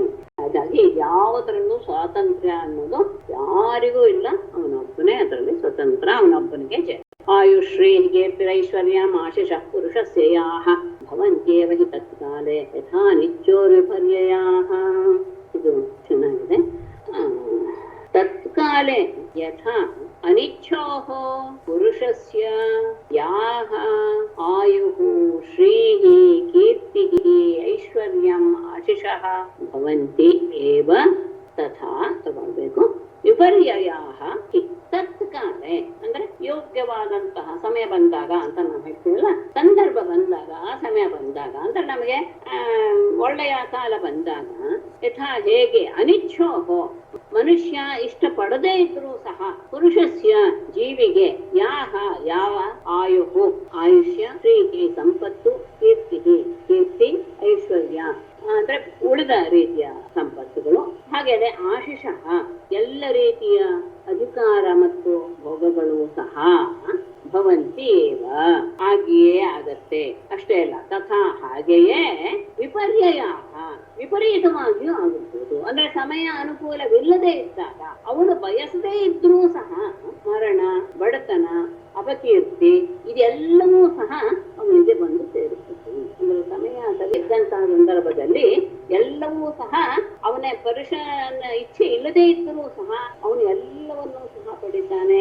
ಆಯುಷ್ಯ, ಸಂಪತ್ತು, ಕೀರ್ತಿ, ಅಧಿಕಾರ ಎಲ್ಲವನ್ನೂ ಸಹ ಪಡಿತಾನೆ. ಅದೇ ಒಂದು ವೇಳೆ ಸಾಲ ತಿರುಗಿ ಬಿದ್ದರೆ ಮತ್ತೆ ಆ ಮನುಷ್ಯ ಬಯಸದೇ ಇದ್ರೂ ಸಹ ಎಲ್ಲ ರೀತಿಯ ವಿರುದ್ಧವಾದಂತಹ ವಿಷಯಗಳು ಸಹ ಅವನಲ್ಲಿ ಆಗುವುದು ಸಹಜ. ಇದಕ್ಕೆಲ್ಲ ಕಾರಣ ಏನೋ ಪರಮಾತ್ಮನ ಅನುಗ್ರಹವೇ ಬಿಟ್ರೆ ಇನ್ಯಾವುದೂ ಸಹ ಅಲ್ಲ. ಎಲ್ಲ ಆತನಿಗೆ ಅಧೀನವಾಗಿ ನಡೆಯುತ್ತೆ. ಹಾಗಾಗಿ ತಸ್ಮಾದಕೇರ್ತಿಸೋಗೋ ಜಯಾಪಜಯೋರಪಿ ಸಮಸ್ಯಾಸು ಮೃತ್ಯು ಜೀವತೆಯೋಸ್ತಥಾ. ತಸ್ಮಾತ್ ಅಕೀರ್ತಿ ಯಶಸೋಃ ಜಯಾಪಜಯಯೋಃ ಸುಖ ದುಃಖಾಭ್ಯಾಂ ಸಮಃ ಸ್ಯಾತ್ ತಥಾ ಮೃತ್ಯು ಜೀವತೆಯೋಃ. ತಸ್ಮಾತ್ ಆದ್ದರಿಂದ ಅಕೀರ್ತಿ ಯಶಸೋಃ ಅಪಕೀರ್ತಿ ಮತ್ತು ಕೀರ್ತಿಗಳ ವಿಷಯದಲ್ಲಿ ಜಯಾಪಜಯಯೋಃ ಅಪಿ ಜಯ ಮತ್ತು ಸೋಲಿನ ವಿಷಯದಲ್ಲಿಯೂ ಸುಖ ದುಃಖಾಭ್ಯಾಂ ಸಮಃ ಸ್ಯಾತ್. ಅಂದ್ರೆ ಅಕೀರ್ತಿ ಬಂದಾಗ ದುಃಖ, ಕೀರ್ತಿ ಬಂದಾಗ ಸುಖ, ಜಯ ಬಂದಾಗ ಸುಖ, ಅಪಜಯ ಬಂದಾಗ ದುಃಖ ಯಾವುದೂ ಇಲ್ಲದೆ ಒಂದೇ ರೀತಿಯಾದಂತಹ ಸಮಭಾವದಲ್ಲಿ ಇರಬೇಕು. ಅಷ್ಟೇ ಅಲ್ಲ, ತಥಾ ಮೃತ್ಯು ಜೀವಿತೆಯೋ ಹಾಗೇನೆ ಬದುಕಿದಾಗಲೂ, ಬದುಕಿನ ಸಂದರ್ಭದಲ್ಲಿ ಮತ್ತು ಮರಣ ಸಂದರ್ಭದಲ್ಲಿ ಎರಡರಲ್ಲೂ ಸಹ ನಮ್ಮ ಇಚ್ಛೆ, ನಮಗೆ ಇಚ್ಛೆ ಇಲ್ಲ ಇತ್ಯಾದಿ ಯಾವ ಭಾವವನ್ನು ಪಡೆಯದೆ ಎಲ್ಲರಿಗೂ ಸಹ ನಾವು ಒಂದೇ ರೀತಿಯಾದಂತಹ ಪ್ರತಿಕ್ರಿಯೆಯನ್ನ ತೋರಿಸುವ ಹಾಗೆ ಇರುತ್ತೆ. ಅಲ್ಲ, ಗುಣಗಳಿದೆಯಲ್ಲ, ಗುಣಗಳಿಂದಲೇ ಅಲ್ವೇ ಇದೆಲ್ಲ ಆಗೋದು ಅಂತ ಅಲ್ಲ. ಸಮದೃಷ್ಟಿ ಎನ್ನುವುದು ಹೇಗಿರುತ್ತೆ ಅಂದರೆ ನಾವು ತಿಳ್ಕೊಂಡ ಹಾಗೆ ಇರುತ್ತೆ. ಸತ್ವಂ ರಜಸ್ತಮ ಇತಿ ಪ್ರಕೃತೇರ್ನಾತ್ಮನೋ ಗುಣಾಃ ತತ್ರ ಸಾಕ್ಷಣಮಾತ್ಮಾನಂ ವೇದ ನ ತಪಸ್ಯತೆ. ಸತ್ವಂ ರಜಃ ತಮಃ ಇತಿ ಆತ್ಮನಃ ಗುಣಾಃ ಪ್ರಕೃತೇಃ ಗುಣಾಃ ನ ಆತ್ಮನಃ. ತತ್ರ ಆತ್ಮಾನಂ ಸಾಕ್ಷಿಣಂ ಯಃ ವೇದ ಸಹ ನ ತಪಸ್ಯತೆ. ಸತ್ವ, ರಜಸ್ಸು ಮತ್ತು ತಮಸ್ಸು ಎನ್ನುವ ಗುಣಗಳು ಪ್ರಕೃತೇಃ ಗುಣ, ಪ್ರಕೃತಿಗೆ ಸಂಬಂಧಪಟ್ಟಂತಹ ಗುಣಗಳೇ ಹೊರತು ಆತ್ಮನಿಗೆ ಸಂಬಂಧಪಟ್ಟಿದ್ದು ಅಲ್ಲ. ತತ್ರ ಅಂದ್ರೆ ಈ ವಿಷಯದಲ್ಲಿ ಮೂರು ಗುಣಗಳು ಕೆಲಸ ಮಾಡುವಂತಹ ಸಂದರ್ಭದಲ್ಲಿ ಆತ್ಮಾನಂ ಸಾಕ್ಷಿಣಂ ಯಹ ವೇದ. ಆತ್ಮ ಅನ್ನೋದು ಕೇವಲ ಸಾಕ್ಷಿರೂಪವಾಗಿ ಇರುತ್ತೆ ಅಂತ ಯಾರು ತಿಳ್ಕೊಳ್ತಾರೋ ಸಹ ನ ಬದುಕುತ್ತೆ. ಅವನು ಈ ಗುಣಗಳಿಗೆ ವಶವಾಗಿ ಸುಖ ದುಃಖ ಅನುಭವವನ್ನ ಅವನು ಪಡೆಯುವುದಿಲ್ಲ.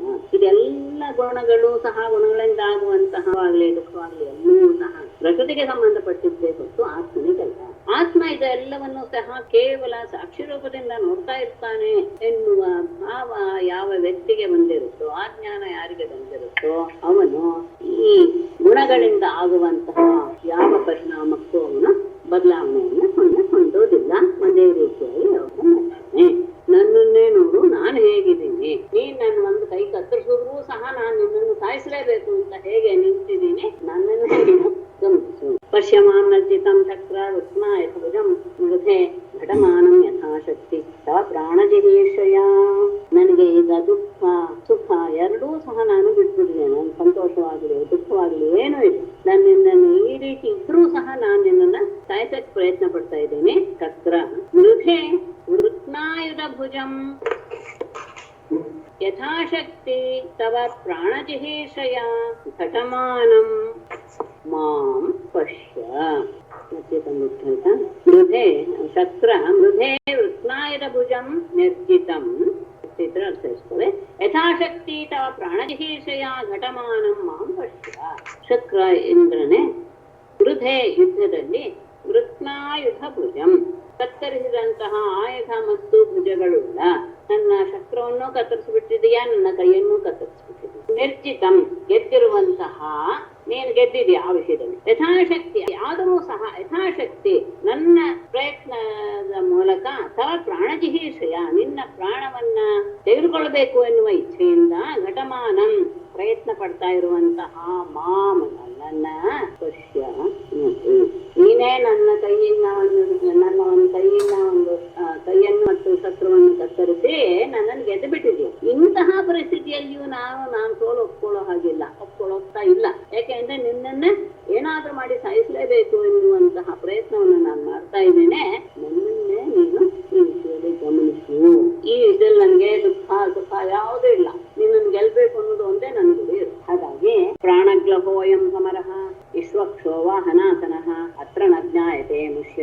ಅಮುಷ್ಯ ಪರಾಜಯ. ಇದು ಒಂದು ರೀತಿಯಾದಂತಹ ಚದುರಂಗದ ಆಟ. ಅಯಂ ಸಮರಃ ಪ್ರಾಣಕ್ಲಹ ವಿಶ್ವಕ್ಷಃ ವಾಹನಾಸನಃ ಅತ್ರ ಅಮುಷ್ಯ ಜಯಃ ಅಮುಷ್ಯ ಪರಾಜಯಃ ನ ಜ್ಞಾಯತೆ. ಅಯಂ ಸಮರಃ, ಈ ಯುದ್ಧ ಎನ್ನುವುದು ಒಂದು ರೀತಿಯ ಜೂಜಾಟ. ಇದರಲ್ಲಿ ಯಾವುದು ಬೆಟ್ಟು ಅಂತ ಹೇಳ್ತೇವೆ, ಪಣ ಯಾವುದು ಅಂದ್ರೆ ಪ್ರಾಣಕ್ಲಹ. ಇಲ್ಲಿ ಪ್ರಾಣವನ್ನೇ ಪಣ ಅಂತ ಇಡ್ತೀವಿ. ಅಂದ್ರೆ ಅವನ ಪ್ರಾಣ ನಾನು, ನನ್ನ ಪ್ರಾಣ ಅವನ್ ತೆಗಿಬೇಕು ಅನ್ನೋದೇ ಇಲ್ಲಿ ಇರುವಂತಹ ಪಣ. ಮತ್ತೆ ಇಲ್ಲಿ ಯಾವುದು ಇದು ದಾಳಗಳು ಯಾವುದು ಅಂದ್ರೆ ಇಶುವಕ್ಷ. ಇಶು ಅಂದ್ರೆ ಬಾಣ. ಬಾಣಗಳೇ ಇಲ್ಲಿ ಆ ಆಟದ ದಾಳಗಳು, ಪಗಡೆ ಹಾಗೇನೆ ವಾಹನಾಸನ, ವಾಹನಗಳಿವೆ ಅಲ್ಲ, ಅಂದ್ರೆ ಆನೆ, ರಥಗಳು ಇತ್ಯಾದಿ ಇಲ್ಲ, ಇವುಗಳೇ ಆಸನಗಳು. ಆಸನಗಳು ಅಂದ್ರೆ ಅದನ್ನ ಹಾಕುವಂತಹ ಫಲಕ ಅಂತ ಹೇಳ್ತೀವಲ್ಲ ಅದು. ಅತ್ರ ಈ ಆಟದಲ್ಲಿ, ಈ ಜೂಜಿನ ಆಟದಲ್ಲಿ ಅಮುಷ್ಯ ಜಯ, ಇವನಿಗೆ ಜಯ, ಅಮುಷ್ಯ ಪರಾಜಯ, ಇವನಿಗೆ ಸೋಲು ಎನ್ನುವುದು ನ ಜ್ಞಾನತೆ ಗೊತ್ತಾಗುತ್ತದೆ. ಅಂದ್ರೆ ನಾನು ಇಂತಹ ಪರಿಸ್ಥಿತಿಯದ್ದು ನಿನ್ನನ್ನು ಸಾಯಿಸಬೇಕು ಅಂತ ಬಂದಿದ್ದೀನಿ ಅಂದ್ರೆ ಇದು ಒಂದು ರೀತಿಯ ಜೂಜಾಟ ಅಂತ ನೀವು ತಿಳ್ಕೊಳ್ಬಹುದು. ಯಾಕೆಂದ್ರೆ ಇದರಲ್ಲಿ ನಾವು ಪ್ರಾಣಗಳನ್ನೇ ಒತ್ತೆಯಾಗಿಟ್ಟಿರ್ತೀವಿ, ಮತ್ತೆ ಬಾಣಗಳೇ ಇದರಲ್ಲಿ ದಾಳಗಳು, ಆ ಸೈನ್ಯಗಳೇ ಆನೆ, ಕುದುರೆ ಇತ್ಯಾದಿ ಅವುಗಳೇ ಒಂದು ರೀತಿಯ ಹಲಗೆ ಅಂತ ಭಾವಿಸಬಹುದು. ಮತ್ತೆ ಈ ಜೂಜಿನಲ್ಲಿ ಯಾರಿಗೆ ಜಯ ಯಾರಿಗೆ ಪರಾಜಯ ಎನ್ನುವುದನ್ನ ಯಾರು ಸಹ ತಿಳಿಯೋದಕ್ಕೆ ಸಾಧ್ಯವಿಲ್ಲ ಅಂತ ಹೇಳಿ ಸಂಬಂಧಿಸ್ತಾನೆ. ಶ್ರೀ ಶುಭವಾಚ ಇಂದ್ರೋ ಪುತ್ರವಚ ಶ್ರುತ್ವಾ ಗತಾಲೇಕಂ ಅಪೂಜಯತ್ ಗೃಹೀತ ವಜ್ರಃ ಪ್ರಹಸನ್ನ ಸಮಾಹ ಗತ ವಿಸ್ಮಯಃ. ಇಂದ್ರಃ ಗತಾಲೇಕಂ ವೃತ್ರವಚಃ ಶ್ರುತ್ವಾ ಅಪೂಜಯತ್ ಗೃಹೀತ ವಜ್ರಃ ಗತ ವಿಸ್ಮಯಃ ಪ್ರಹಸನ್ನ ತಂ ಆಹ. ಈ ಸಂದರ್ಭದಲ್ಲಿ ಈ ಸೂತ್ರ ಹೇಳ್ತಾರೆ, ಇಂದ್ರ ಏನ್ ಮಾಡ್ದ ಮುಂದೆ. ಇಂದ್ರನು ಗತಾಲೇಕಂ, ಯಾವ ಕಾಪಟ್ಯವಿಲ್ಲದೆ ಇರುವಂತಹ, ಕಪಟ ವಂಚನೆ ಯಾವುದು ಇಲ್ಲದೆ ಇರುವಂತಹ ವೃತ್ರವಚಃ ಶ್ರುತ್ವಾ, ವೃತ್ರಾಸುರನ ಆ ಮಾತುಗಳನ್ನ ಕೇಳಿ ಅಪೂಜೇತ್, ಅವನನ್ನ ಬಹಳ ಗೌರವಪೂರ್ವಕವಾಗಿ ಅವನು ನಡೆಸಿಕೊಂಡ. ಗೃಹೀತ ವಜ್ರ, ಕೈಯಲ್ಲಿ ವಜ್ರವನ್ನ ಹಿಡಿದವನಾಗಿ ಗತವಿಸ್ಮಯ, ಯಾವ ಆಶ್ಚರ್ಯವನ್ನು ಪಡೆದೆ ಪ್ರಹಸನ್ನ ನಗುತ್ತಾ ತಂ ಆಹ, ವೃತ್ರಾಸುರನ ಕುರಿತು ಮುಂದೆ ಆಡುವ ಮಾತನ್ನ ಅತ್ಯಂತ ಪರಿಪಕ್ವವಾದಂತಹ ಮಾತು, ಯಾವ ಕಪಟ ವಂಚನೆ ಇಲ್ಲದೆ ಇರುವಂತಹ ಮಾತು. ಇದನ್ನ ಕೇಳಿದಾಗ ಇಂದ್ರನಿಗೂ ಸಹ ಅವನ ಬಗ್ಗೆ ಬಹಳ ಆದರ ಭಾವ ಮೂಡಿತು. ಆಮೇಲೆ ವಜ್ರಾಯುಧವನ್ನ ಕೈಯಲ್ಲಿ ಹಿಡಿದುಕೊಂಡು ಯಾವ ಆಶ್ಚರ್ಯವೂ ಇಲ್ಲದೆ ಮತ್ತೆ ಕೆಲವು ಮಾತನ್ನ ಆಡ್ತಾನೆ ವೃತ್ರಾಸುರನಿಗೆ. ಇಂದ್ರೋವಾಚ ಅಹೋದಾನವ ಸಿದ್ಧೋಸಿ ಯಸ್ಯ ತೇ ಮತಿರಿ ದೃಷ್ಟಿ ಭಕ್ತ ಸರ್ವಾತ್ಮನಾತ್ಮಾನಂ ಭಗವಾನ್ ಜಗದೀಶ್ವರಂ. ಅಹೋ ದಾನವ ಸಿದ್ಧಃ ಅಸಿ ಯಸ್ಯ ತೇ ಈದೃಶೀ ಮತಿಃ ಸರ್ವಾತ್ಮನ ಸುಹೃದಂ ಜಗದೀಶ್ವರಂ ಆತ್ಮಾನಂ ಭಕ್ತಃ. ಅಹೋ ದಾನವ, ದಾನವ ಶ್ರೇಷ್ಠನೇ, ಸಿದ್ಧಃ ಅಸಿ, ನೀನು ನಿಜವಾಗಿಯೂ ಸಹ ಸಿದ್ಧ ಪುರುಷನೇ ಆಗ್ಬಿಟ್ಟಿದ್ಯಾ. ಯಾಕೆಂದ್ರೆ ಯಸ್ಯತೆ ಈದೃಶಿ ಮತಿ, ಯಾವ ನಿನ್ನಲ್ಲಿ ಈ ರೀತಿಯಾದಂತಹ ಧೈರ್ಯ ಮತ್ತು ಪ್ರಯತ್ನ, ಭಗವಂತನಲ್ಲಿರುವಂತಹ ಭಕ್ತಿ, ಇದೆಲ್ಲ ತುಂಬಿದಂತಹ ಬುದ್ಧಿ ನಿಜವಾಗಿಯೂ ಸಹ ಬಹಳ ಪ್ರಶಂಸಾರ್ಹವಾದದ್ದು.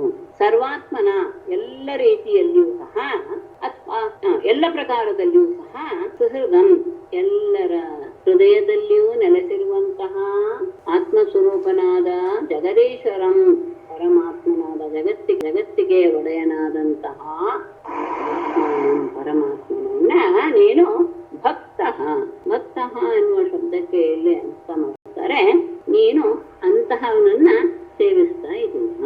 ಅಂತಹವನ ಭಕ್ತ ಅಂತ ಅಲ್ಲ, ಷಷ್ಠಿ ವ್ಯವಸ್ಥೆ ಇತ್ತು. ಇಲ್ಲಿ ಭಕ್ತ ಶಬ್ದಕ್ಕೆ ಅರ್ಥ ಮಾಡಿದ್ದಾರೆ, ನೀನು ಅಂತಹ ಪರಮಾತ್ಮನನ್ನ ನೀನು ಸೇವಿಸ್ತಾ ಇದೀಯಾ, ಅನನ್ಯ ಭಾವದಿಂದ ನೀನು ಆ ರೀತಿಯಾಗಿ ಸೇವೆ ಅವನನ್ನ ಮಾಡಿರೋದು ನಿನ್ನಲ್ಲಿರುವಂತಹ ಈ ಬುದ್ಧಿಗೆ ಕಾರಣ ಅಂತ ನನಗೆ ಅನಿಸುತ್ತೆ. ಹಾಗಾಗಿ ನೀನು ಪರಮಾತ್ಮನ ಮಾಯೆಯನ್ನ ನೀನು ದಾಟಿಬಿಟ್ಟಿದೀಯ. ಭವಾನ್ ಅದಾಶೇನ್ ಮಾಯಾಂ ವೈ ವೈಷ್ಣವೀಂ ಜನಮೋಹಿನೀಂ ಯದ್ವಿಹಾಯ ಆಸುರಂ ಭಾವಂ ಮಹಾಪುರುಷತಾಂಗತಃ. ಭವಾನ್ ಜನಮೋಹಿನೀಂ ವೈಷ್ಣವೀಂ ಮಾಯಾಂ ಅದಾರ್ಷೀತ್ ವೈ ಯತ್ ಆಸುರಂ ಭಾವಂ ವಿಹಾಯ ಮಹಾಪುರುಷತಾಂಗತಃ. ಭವಾನ್ ನೀನು ಜನಮೋಹಿನೀಂ, ಎಲ್ಲ ಜನರನ್ನು ಸಹ ಮೋಹಗೊಳಿಸುವಂತಹ ವೈಷ್ಣವೀಂ ಮಾಯಾಂ, ಆ ಭಗವಂತನ ಮಾಯೆಯನ್ನ ಅದಾರ್ಷಿ ವೈ, ನೀನು ಖಂಡಿತ ದಾಟಿ ಬಿಟ್ಟಿದೀಯಾ. ವೈ ನಿಶ್ಚಿತ.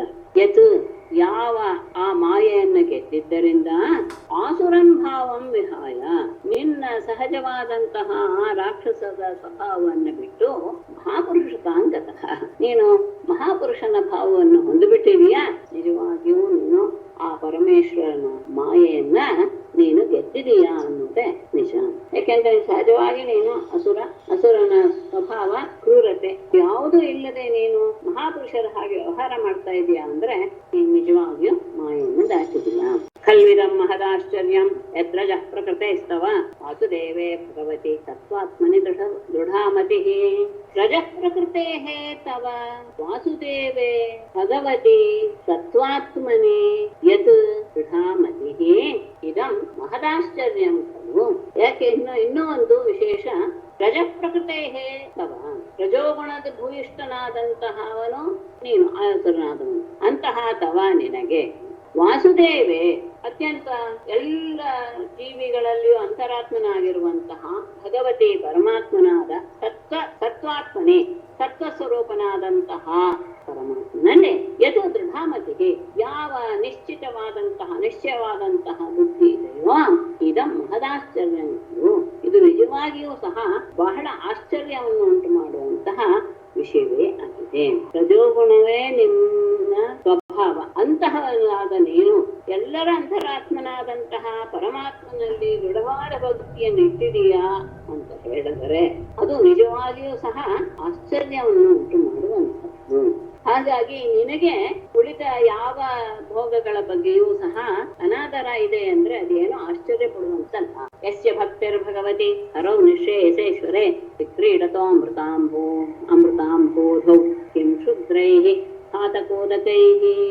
ಯಸ್ಯ ನಿಶ್ರೇಯಸೇಶ್ವರೇ ಭಗವತಿ ಹರೌ ಭಕ್ತಿಃ ಅಮೃತಾಂಬೋಧೌ ವಿಕ್ರೀಡತಃ ತಸ್ಯ ಅಂತ ಸೇರಿಸಿ ಕ್ಷುದ್ರೈಃ ಘಾತಕೋದಕೈಃ ಕಿಂ. ನಿಶ್ರೇಯಸೇಶ್ವರೇ, ಎಲ್ಲ ರೀತಿಯ ಶ್ರೇಯಸ್ಸಿಗೂ ಸಹ ಒಡೆಯನಾದಂತಹ ಭಗವತಿ ಹರೌ ಪರಮಾತ್ಮನಾದ ನಾರಾಯಣನಲ್ಲಿ, ಯಸ್ಯ ಮಲ್ಲದಲ್ಲಿ ಯಾರಿಗೆ ಎಲ್ಲ ಶ್ರೇಯಸ್ಸಿಗೂ ಒಡೆಯನಾದಂತಹ ಪರಮಾತ್ಮನಾದ ವಿಷ್ಣುವಿನಲ್ಲಿ ಹರಿಯಲ್ಲಿ ಭಕ್ತಿ ಅಂತ ಇರುತ್ತೋ, ಅಮೃತಾಂಬೋಧೌ ವಿಕ್ರೀಡತಃ, ಅಮೃತದ ಸಮುದ್ರದಲ್ಲಿಯೇ ಆಟ ಆಡ್ತಾ ಇರುವಂತಹ ತಸ್ಯ ಅವನಿಗೆ ಕ್ಷುದ್ರವಾದಂತಹ ಘಾತಕೋದಕೈಹಿ, ಅಗೆದು ಹಳ್ಳ ಮಾಡಿ ಅದರಲ್ಲಿ ತುಂಬಿರುವಂತಹ ನೀರು ಅಂದ್ರೆ ಹಳ್ಳ ಕೊಳ್ಳಗಳಲ್ಲಿರುವಂತಹ ನೀರಿನಿಂದ ಕಿಂ ಏನು ಪ್ರಯೋಜನ ಅಂದ್ರೆ ಅಂತಹ ಎಲ್ಲ ಮೋಕ್ಷಕ್ಕೂ ಸಹ ಮೋಕ್ಷವನ್ನು ಕೊಡುವುದಕ್ಕೂ ಒಡೆಯನಾದಂತಹ ಪರಮಾತ್ಮ, ಅಂತಹ ಪರಮಾತ್ಮನಲ್ಲಿ ಭಕ್ತಿ ಇಟ್ಟ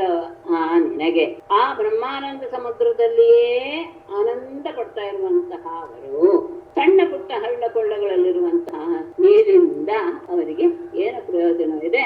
ಅವರು ಅತ್ಯಂತ ಉತ್ತಮವಾದಂತಹ ಸ್ಥಾನವನ್ನ ಪಡೆದೇ ಬಿಟ್ಟಿರ್ತಾರೆ. ಯಾಕೆಂದ್ರೆ ಎಲ್ಲ ರೀತಿಯ ಶ್ರೇಯಸ್ಸಿಗಳಿಗೂ, ನಿಶ್ರೇಯಸ ಅಂದ್ರೆ ಸರಿಯಾದ ಅರ್ಥ ಮೋಕ್ಷ ಅಂತ ಅರ್ಥ.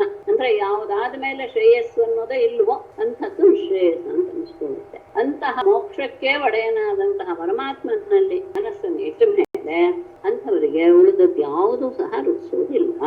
ಶ್ರೀಶುಕವಾಚ ಇತಿ ಬ್ರುವಾಣೋ ಅನ್ಯೋನ್ಯಂ ಧರ್ಮ ಜಿಜ್ಞಾಸೆಯ ನೃಪ ಯೂಥಾತೆ ಮಹಾವೀರ್ಯೋ ಇಂದ್ರವೃತ್ತೌ ಯುಧಾಂಪತಿ ನೃಪ ಇತಿ ಧರ್ಮ ಜಿಜ್ಞಾಸೆಯ ಅನ್ಯೋನ್ಯಂ ಬ್ರುವಾಣೋ ಯುಧಾಂಪತಿ ಮಹಾವೀರ್ಯೌ ಇಂದ್ರವೃತ್ತೌ ಯೂಥಾತೆ ರಾಜನೆ ಇತಿ. ಈ ರೀತಿಯಾಗಿ ಧರ್ಮ ಜಿಜ್ಞಾಸೆಯ, ಧರ್ಮವನ್ನು ತಿಳಿಯಬೇಕು ಎನ್ನುವ ಇಚ್ಛೆಯಿಂದ ಅನ್ಯೋನ್ಯಂ ಪರಸ್ಪರ ಬ್ರಹ್ಮಾಣೋ ಮಾತನಾಡ್ತಾ ಇರುವಂತಹ ಯುಧಾಂಪತಿ, ಯುದ್ಧದಲ್ಲಿ ಶ್ರೇಷ್ಠರಾದಂತಹ ಮಹಾವೀರೋ ಮಹಾಪರಾಕ್ರಮಿಗಳಾದಂತಹ ಇಂದ್ರ ಮತ್ತು ಇಬ್ಬರು ಸಹ ಯುದ್ಧತೆ ಯುದ್ಧ ಮಾಡಕ್ಕೆ ತೊಡಗಿದ್ರು. ಮಾತಾಡ್ತಾನೆ ಯುದ್ಧವನ್ನು ಮಾಡಕ್ಕೆ ಶುರು ಮಾಡಿದ್ರು.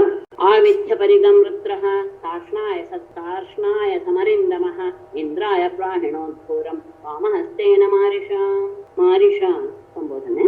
ಅರಿಂದಮಃ ವೃತ್ರಃ ಕಾರ್ಷ್ಣಾಯಸಂ ಘೋರಂ ಪರಿಘಂ ವಾಮಹಸ್ತೇನ ಆವಿಧ್ಯ ಇಂದ್ರಾಯ ಪ್ರಾಣಿನೋ.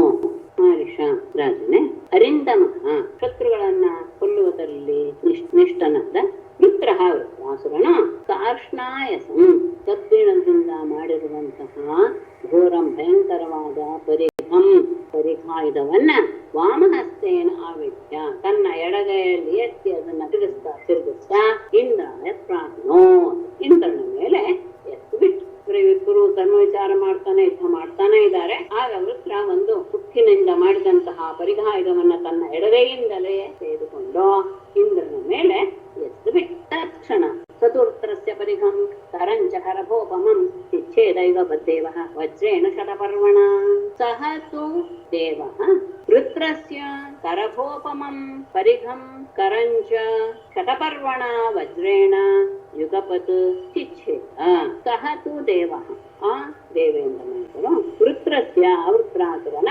ಕರಭೋಪಮಂ ಆನೆಯ ಸೊಂಡಲಿನ ಹಾಗಿರುವಂತಹ ಪರಿಗಾಯುಧವನ್ನು ಕರಂಚ ಅವನ ಕೈಯನ್ನು ಸಹ ಶತಪರ್ವಣ ವಜ್ರೇಣ 100 ಪರ್ವಗಳಿರುವಂತಹ ವಜ್ರಾಯುಧದಿಂದ ಯುಗಪತ್ ಒಮ್ಮೆಲೆ ಅಂದ್ರೆ ಒಟ್ಟಿಗೆನೆ ಎರಡನ್ನೂ ಕತ್ತರಿಸ್ತಾ ಆಯುಧವನ್ನು ಕತ್ತರಿಸ್ತಾ ಕೈಯನ್ನು ಚಿಚ್ಛೇದ ಕತ್ತರಿಸಿದನು. ವೃತ್ರ ಯಾವಾಗ ಅಕ್ಕಿನ ಹೊರಗವನ್ನ ಇಂದ್ರನ ಮೇಲೆ ಹಾಕಿದನೋ ಆ ಕ್ಷಣವೇ ಆ ಪರಿಘ ಮತ್ತು ಅವನ ಎಡಭುಜವನ್ನೂ ಸಹ ಒಟ್ಟಿಗೆ ತನ್ನ ವಜ್ರಾಯುಧದಿಂದ ಇಂದ್ರ ಕತ್ತರಿಸಿ ಹಾಕ್ಬಿಟ್ಟ. ದೌರ್ಭ್ಯಾಂ ಉತ್ಕೃತ ಮೂಲಾಭ್ಯಾಂ ಬಭೌ ರಕ್ತ ಸ್ರವೋಸುರಃ ಚಿನ್ನ ಪಕ್ಷೋ ಯಥಾ ಗೋತ್ರಃ ಅದೃಷ್ಟೋ ವಜ್ರಿಣಾಹತಃ.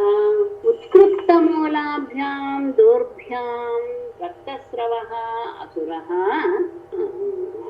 ಪಾದಭ್ರಷ್ಟ ವಜ್ರಿಣ ಚಿನ್ನಪಕ್ಷಃ ಪಾದಭ್ರಷ್ಟಃ ಗೋತ್ರಃ ಯಥಾ ಬಭೌ. ಉತ್ಕೃತ ಮೂಲಾಭ್ಯಾಂ ತುದಿಯವರೆಗೂ ಕತ್ತರಿಸಲ್ಪಟ್ಟಂತಹ ದೌರ್ಭ್ಯಾಂ 2 ಕೈಗಳಿಂದ ರಕ್ತಸ್ರವ ಅಸುರ ರಕ್ತ ಸುರಿಸ್ತಾ ಇರುವಂತಹ ಅವೃತ್ತಾಸುರನು ವಜ್ರಿಣ ಅಂದ್ರೆ ಇಂದ್ರನಿಂದ ವಜ್ರಾಯುಧದಿಂದ ಕತ್ತರಿಸಲ್ಪಟ್ಟಂತಹ ಚಿನ್ನಪಕ್ಷ ರೆಕ್ಕೆಯನ್ನ ಬೀಳಿಸಿಕೊಳ್ಳಲ್ಪಟ್ಟಂತಹ ಕತ್ತರಿಸಲ್ಪಟ್ಟಂತಹ ಖಾತ್ಭ್ರಷ್ಟ ಗೋತ್ರ ಆಕಾಶದಿಂದ ಕಳಸಿ ಬಿದ್ದಂತಹ ಪರ್ವತವೋ ಗೋತ್ರ ಅಂದ್ರೆ ಪರ್ವತವೋ ಎನ್ನುವ ರೀತಿಯಲ್ಲಿ ಬಭೌ ಶೋಭಿಸಿದ. 2 ತೋಳುಗಳು ಸಹ ಎವರೆಗೂ ಕತ್ತರಿಸಲ್ಪಟ್ಟಿದೆ, 2 ತೋಳುಗಳಿಂದಲೂ ಸಹ ರಕ್ತ ಹರಿತಾ ಇದೆ. ಹೇಗೆ ಕಾಣಿಸ್ತಾ ಇತ್ತು ಅದು ಅಂತ ಹೇಳಿದ್ರೆ ಇಂದ್ರನ ವಜ್ರಾಯುಧದಿಂದ ಅವನು ಯಾವಾಗ ಪರ್ವತವನ್ನ ರೆಕ್ಕೆಯನ್ನೆಲ್ಲ ಕತ್ತರಿಸಿ ಹಾಕ್ಬಿಟ್ನೋ ಅವಾಗ ಪರ್ವತಗಳು ಆಕಾಶದಿಂದ ಕೆಳಗೆ ಬಿದ್ದು ಆ ರೀತಿಯಾಗಿ ಉತ್ತರಾಸುರ ಶೋಭಿಸ್ತಾ ಇದ್ದ. ಆದರೆ ಅಂಥ ಸಂದರ್ಭದಲ್ಲೂ ಅವನು ಹೇಗೆ ಏನು ಯುದ್ಧ ಮಾಡ್ದ ಅನ್ನೋದು ಮುಂದೆ ಗಮನಿಸಬೇಕಾದದ್ದು ವಿಷಯ. ಕೃತ್ವಾಧರಾಹನಂ ಭೂಮೌ ದೈತ್ಯೋ ದಿವ್ಯುತ್ತರಾಂಹನಂ ನಭೋ ಗಂಭೀರ ವಸ್ತ್ರೇಣ ಡೈಲಿ ಗೋಲ್ಗಣ ಜಿಹ್ವಯ. 30ನೇದರಲ್ಲಿ ಇದರ ವಿಷಯ ಮುಗಿಯುತ್ತೆ. ಸ್ವಲ್ಪ ಅಲ್ಲಿವರೆಗೂ ನಾನು ಹೇಳ್ಬಿಟ್ಟೆ ಅನ್ವಯ ಹೇಳ್ತೇನೆ, ಇಲ್ಲ ಅಂದ್ರೆ ಅನ್ವಯ ಹೇಳ್ಬಹುದು, ಅಂದ್ರೆ ಒಟ್ಟಿಗೆ ತಗೊಳ್ತೇನೆ. ದಂಶ್ರಾಭಿ ಕಾಲಕಲ್ಪಾಭಿ ಗ್ರಸನ್ನಿವ ಜಗತ್ರಯಂ ಅತಿಮಾತ್ರ ಮಹಾಕಾಯ ಆಕ್ಷಿಮಸ್ತರಸಾಗಿರೀನ್ ಗಿರಿರಾಟ್ ಪಾದಚಾರೀವ ಪದ್ಭ್ಯಾಂ ನಿರ್ಜಯನ್ ಮಹೀಂ ಚಕ್ರಾಸ ಸಮಾಸಾದ್ಯ ವಜ್ರಿಣಂ ಸಹ ವಾಹನಂ. ಇಷ್ಟು ಆಮೇಲೆ ಹೇಳ್ತಾ ದೈತ್ಯ ಮುಂದೆ 28ನೇ ಶ್ಲೋಕದಲ್ಲಿ ಅತಿಮಾತ್ರ ಮಹಾಕಾಯ ಅಲ್ಲದು ಅತಿಮಾತ್ರ ಮಹಾಕಾಯ ದೈತ್ಯ. ಇಲ್ಲಿ ಒಂದು ಮಾತ್ರ ಇಲ್ಲಿ ಗಮನ. ಭೂಮೌ ಅಧರಾಂ ಹನುಂ ದಿವಿ ಉತ್ತರಾಂ ಹನುಂ ಕೃತ್ವಾ ನಭೋ ಗಂಭೀರ ವಕ್ರೇಣ ಬೇಲಿಹೋಲ್ಬಣ ಜಿಹ್ವಯ ಕಾಲಕಲ್ಪಾಭಿಃ ದಂಶ್ರಾಭಿಃ ಜಗತ್ರಯಂ ಗ್ರಸನ್ನಿವ ತರಸಾ ಗಿರೀನ್ ವಿಪನ್ನ ಗಿರಿರಾಟ್ ಪಾದಚಾರಿ ಇವ ಸಹ ಪದ್ಭ್ಯಾಂ ಮಹೀಂ ನಿರ್ಜರಯನ್ ವಜ್ರಿಣಂ ಸಮಾಸಾದ್ಯ ಸಹ ವಾಹನಂ ಜಗ್ರಾಸ. 2 ಕೈಗಳು ಇಲ್ದಿದ್ರು ಸಹ ಅವನು ಮಾಡಿದಂತಹ ಯುದ್ಧ ಅತ್ಯಂತ ಅದ್ಭುತ. ಅತಿಮಾತ್ರ ಮಹಾಕಾಯ ದೈತ್ಯ, ಅತ್ಯಂತ ದೊಡ್ಡ ದೇಹವನ್ನ ಹೊಂದಿರುವಂತಹ ಅಂದ್ರೆ ಅತ್ಯಂತ ದೊಡ್ಡ ರಾಕ್ಷಸರ ದೇಹವೇ ದೊಡ್ಡದು, ಇವನು ಇನ್ನೂ ದೊಡ್ಡ ದೇಹ ಹೊಂದಿರುವಂತಹ ಆ ರಾಕ್ಷಸನು ಅಧರಾಂ ಹನುಂ ಕೆಳಗಿನ ದವಡೆಯನ್ನ ಭೂಮಿಯಲ್ಲಿಯೂ ದಿವಿ ಆಕಾಶದಲ್ಲಿ ಉತ್ತರಾಂ ಹನುಂ ಮೇಲ್ಭಾಗದ ದವಡೆಯನ್ನು ಕೃತ್ವ ಮಾಡಿ ನಭೋ ಗಂಭೀರ ವಕ್ರೇಣ ಆಕಾಶದಷ್ಟು ವಿಶಾಲವಾದಂತಹ ಬಾಯಿಯಿಂದ ಲೇಲಿ ಹೋಲ್ಬಣ ಜಿಹ್ವಯ ಎಲ್ಲವನ್ನು ತಿನ್ನುವಂತಹ ಹೊರಗೆ ಚಾಚಿದಂತಹ ಸರ್ಪದ ಹಾಗಿರುವಂತಹ ಆ ನಾಲಿಗೆಯಿಂದಲೂ ಕಲ್ಪಾಭಿಹಿ ದಂಶ್ರಾಭಿಹಿ ಮೃತ್ಯುವಿಗೆ ಸಮನಾದಂತಹ ಆ ಕೋರೆದಾಡುಗಳಿಂದಲೂ ಜಗತ್ರಯಂ ಗ್ರಸನ್ನಿವ 3 ಲೋಕಗಳನ್ನು ಸಹ ನುಂಗಿಯೇ ಬಿಡ್ತಾನೋ ಎನ್ನುವ ರೀತಿಯಲ್ಲಿ ತರಸಾ ಗಿರೀನ್ ಆಕ್ಷಿಪನ್ ವೇಗದಿಂದ ಪರ್ವತಗಳನ್ನ ಅಪ್ಪಳಿಸ್ತಾ ಗಿರಿರಾಟ್ ಪಾದಚಾರಿ ಗಿರಿರಾಟ್ ಇವ ಪರ್ವತರ ಮೇಲೆ ನಡ್ಕೊಂಡು ಬರ್ತಾ ಇದೆಯೋ ಎನ್ನುವ ರೀತಿಯಲ್ಲಿ ಸಹ ಅವರಾತ್ರನು ಮಹೀಂ ಪದ್ಭ್ಯಾಂ ನಿರ್ಜರಯನ್ ಭೂಮಿಯನ್ನ ತನ್ನ ಹೆಜ್ಜೆಗಳಿಂದಲೇ ನಡೆದಿಸ್ತಾ ಗಮನಿಸಿ ವಜ್ರಿಣಂ ಇಂದ್ರನನ್ನು ಸಹವಾಹನ ವಜ್ರಿಣಂ ಸಮಾಸ ಅದ್ಯ ಇಂದ್ರನ ಹತ್ತಿರ ಬಂದು ಸಹವಾಹನಂ ಚಕ್ರಾಂತ ಅವನ ಆ ವಾಹನದ ಜೊತೆಗೆ ಐರಾವತ ಜೊತೆಗೆ ಇಂದ್ರನನ್ನು ಸಹ ನುಂಗಿಬಿಟ್ಟು 2 ತೋಳುಗಳು ಇಲ್ಲ, ಆದರೆ ತನ್ನ ಆ ವಿಶಾಲವಾದಂತಹ ದೇಹವನ್ನ ಕೆಳಗಡೆ ದವಡೆಯನ್ನ ಭೂಮಿಗೂ ಮೇಲ್ಗಡೆ ದವನೆಯನ್ನ ಬಿಟ್ಟು ಆಕಾಶದ ಹಾಗೆ ಆಳವಾದಂತಹ ಮುಖಗುಳ್ಳ ಅದರಿಂದ ಸರ್ಪದ ಹಾಗೆ ಭೀಕರವಾಗಿ ಎಲ್ಲವನ್ನು ತಿನ್ನುವಂತಹ ನಾಲಿಗೆಯನ್ನು ಹೊಂದಿದವನಾಗಿ ಮೃತ್ಯುವಿಗೆ ಸಮನಾದಂತಹ ಕೋರೆದಾಡುಗಳಿಂದ 3 ಲೋಕವನ್ನ ನುಂಗೇ ಬಿಡ್ತಾನೋ ಎನ್ನುವ ರೀತಿಯಲ್ಲಿ ಪರ್ವತವೇ ನಡ್ಕೊಂಡು ಬರ್ತಾ ಇದೆಯೋ ಎನ್ನುವ ಹಾಗೆ ಕಾಣಿಸ್ತಾ ಇರುವಂತಹ ಅವನು ನಡೀತಾ ಇದ್ದಾಗ ಭೂಮಿಯನ್ನ ನಡಗಿಸ್ತಾ ಇದ್ದಾನೆ. ಅವನು ಇಂದ್ರನ ಹತ್ತಿರ ಬಂದು ವಾಹನದ ಜೊತೆಗೆ ಇಂದ್ರನನ್ನು ನುಂಗಿಬಿಟ್ಟ. ಮಹಾಪ್ರಾಣೋ ಮಹಾವೀರ್ಯೋ ಮಹಾಸರ್ಪ ಇವದ್ದಿಪಂ ಮಿತ್ರಗ್ರಸ್ತಂ ಸಮಾಲಕ್ಷ್ಯ ಸಪ್ರಜಾಪತಯ ಸುರಾಹ. ಮುಂದಿದ್ದು ಹೇಳ್ತಿರ್ತೇನೆ, ಅದಕ್ಕೆ ಸಂಬಂಧ ಕಷ್ಟಮಿತಿ ನಿರ್ವಿಣ್ಣಾಃ ಚುಕೃಶಃ ಸಮಹರ್ಷಯಃ ನಿಗೀರ್ಣೋಪ್ಯಸುರೇಂದ್ರೇಣ ನಮಮ ಆರೋತರಂಗತಃ ಮಹಾಪುರುಷ ಸನ್ನದ್ಧೋ ಯೋಗಮಾಯಾ ಬಲೇನ ಚ. ಮಹಾಪ್ರಾಣಃ ಮಹಾವೀರ್ಯಃ ದ್ವಿಪಂ ಮಹಾಸರ್ಪಃ ದ್ವಿಪಂ ಇವ ವೃತ್ರಗ್ರಸ್ತಂ ತಂ ಆಲಕ್ಷ್ಯ ಸಪ್ರಜಾಪತಯಃ ಸುರಾಃ ಸಮಹರ್ಷಯಃ ನಿರ್ವಿಣ್ಣಾಃ ಹಾ ಕಷ್ಟಂ ಇತಿ ಚುಕ್ಷುಷು ಅಸುರೇಂದ್ರೇಣ ನಿಗೀರ್ಣಃ ಅಪಿ ಉದರಂಗತಃ ಮಹಾಪುರುಷ ಸನ್ನದ್ಧಃ ಯೋಗಮಾಯಾ ಬಲೇನ ಚ ನ ಮಮಾರ.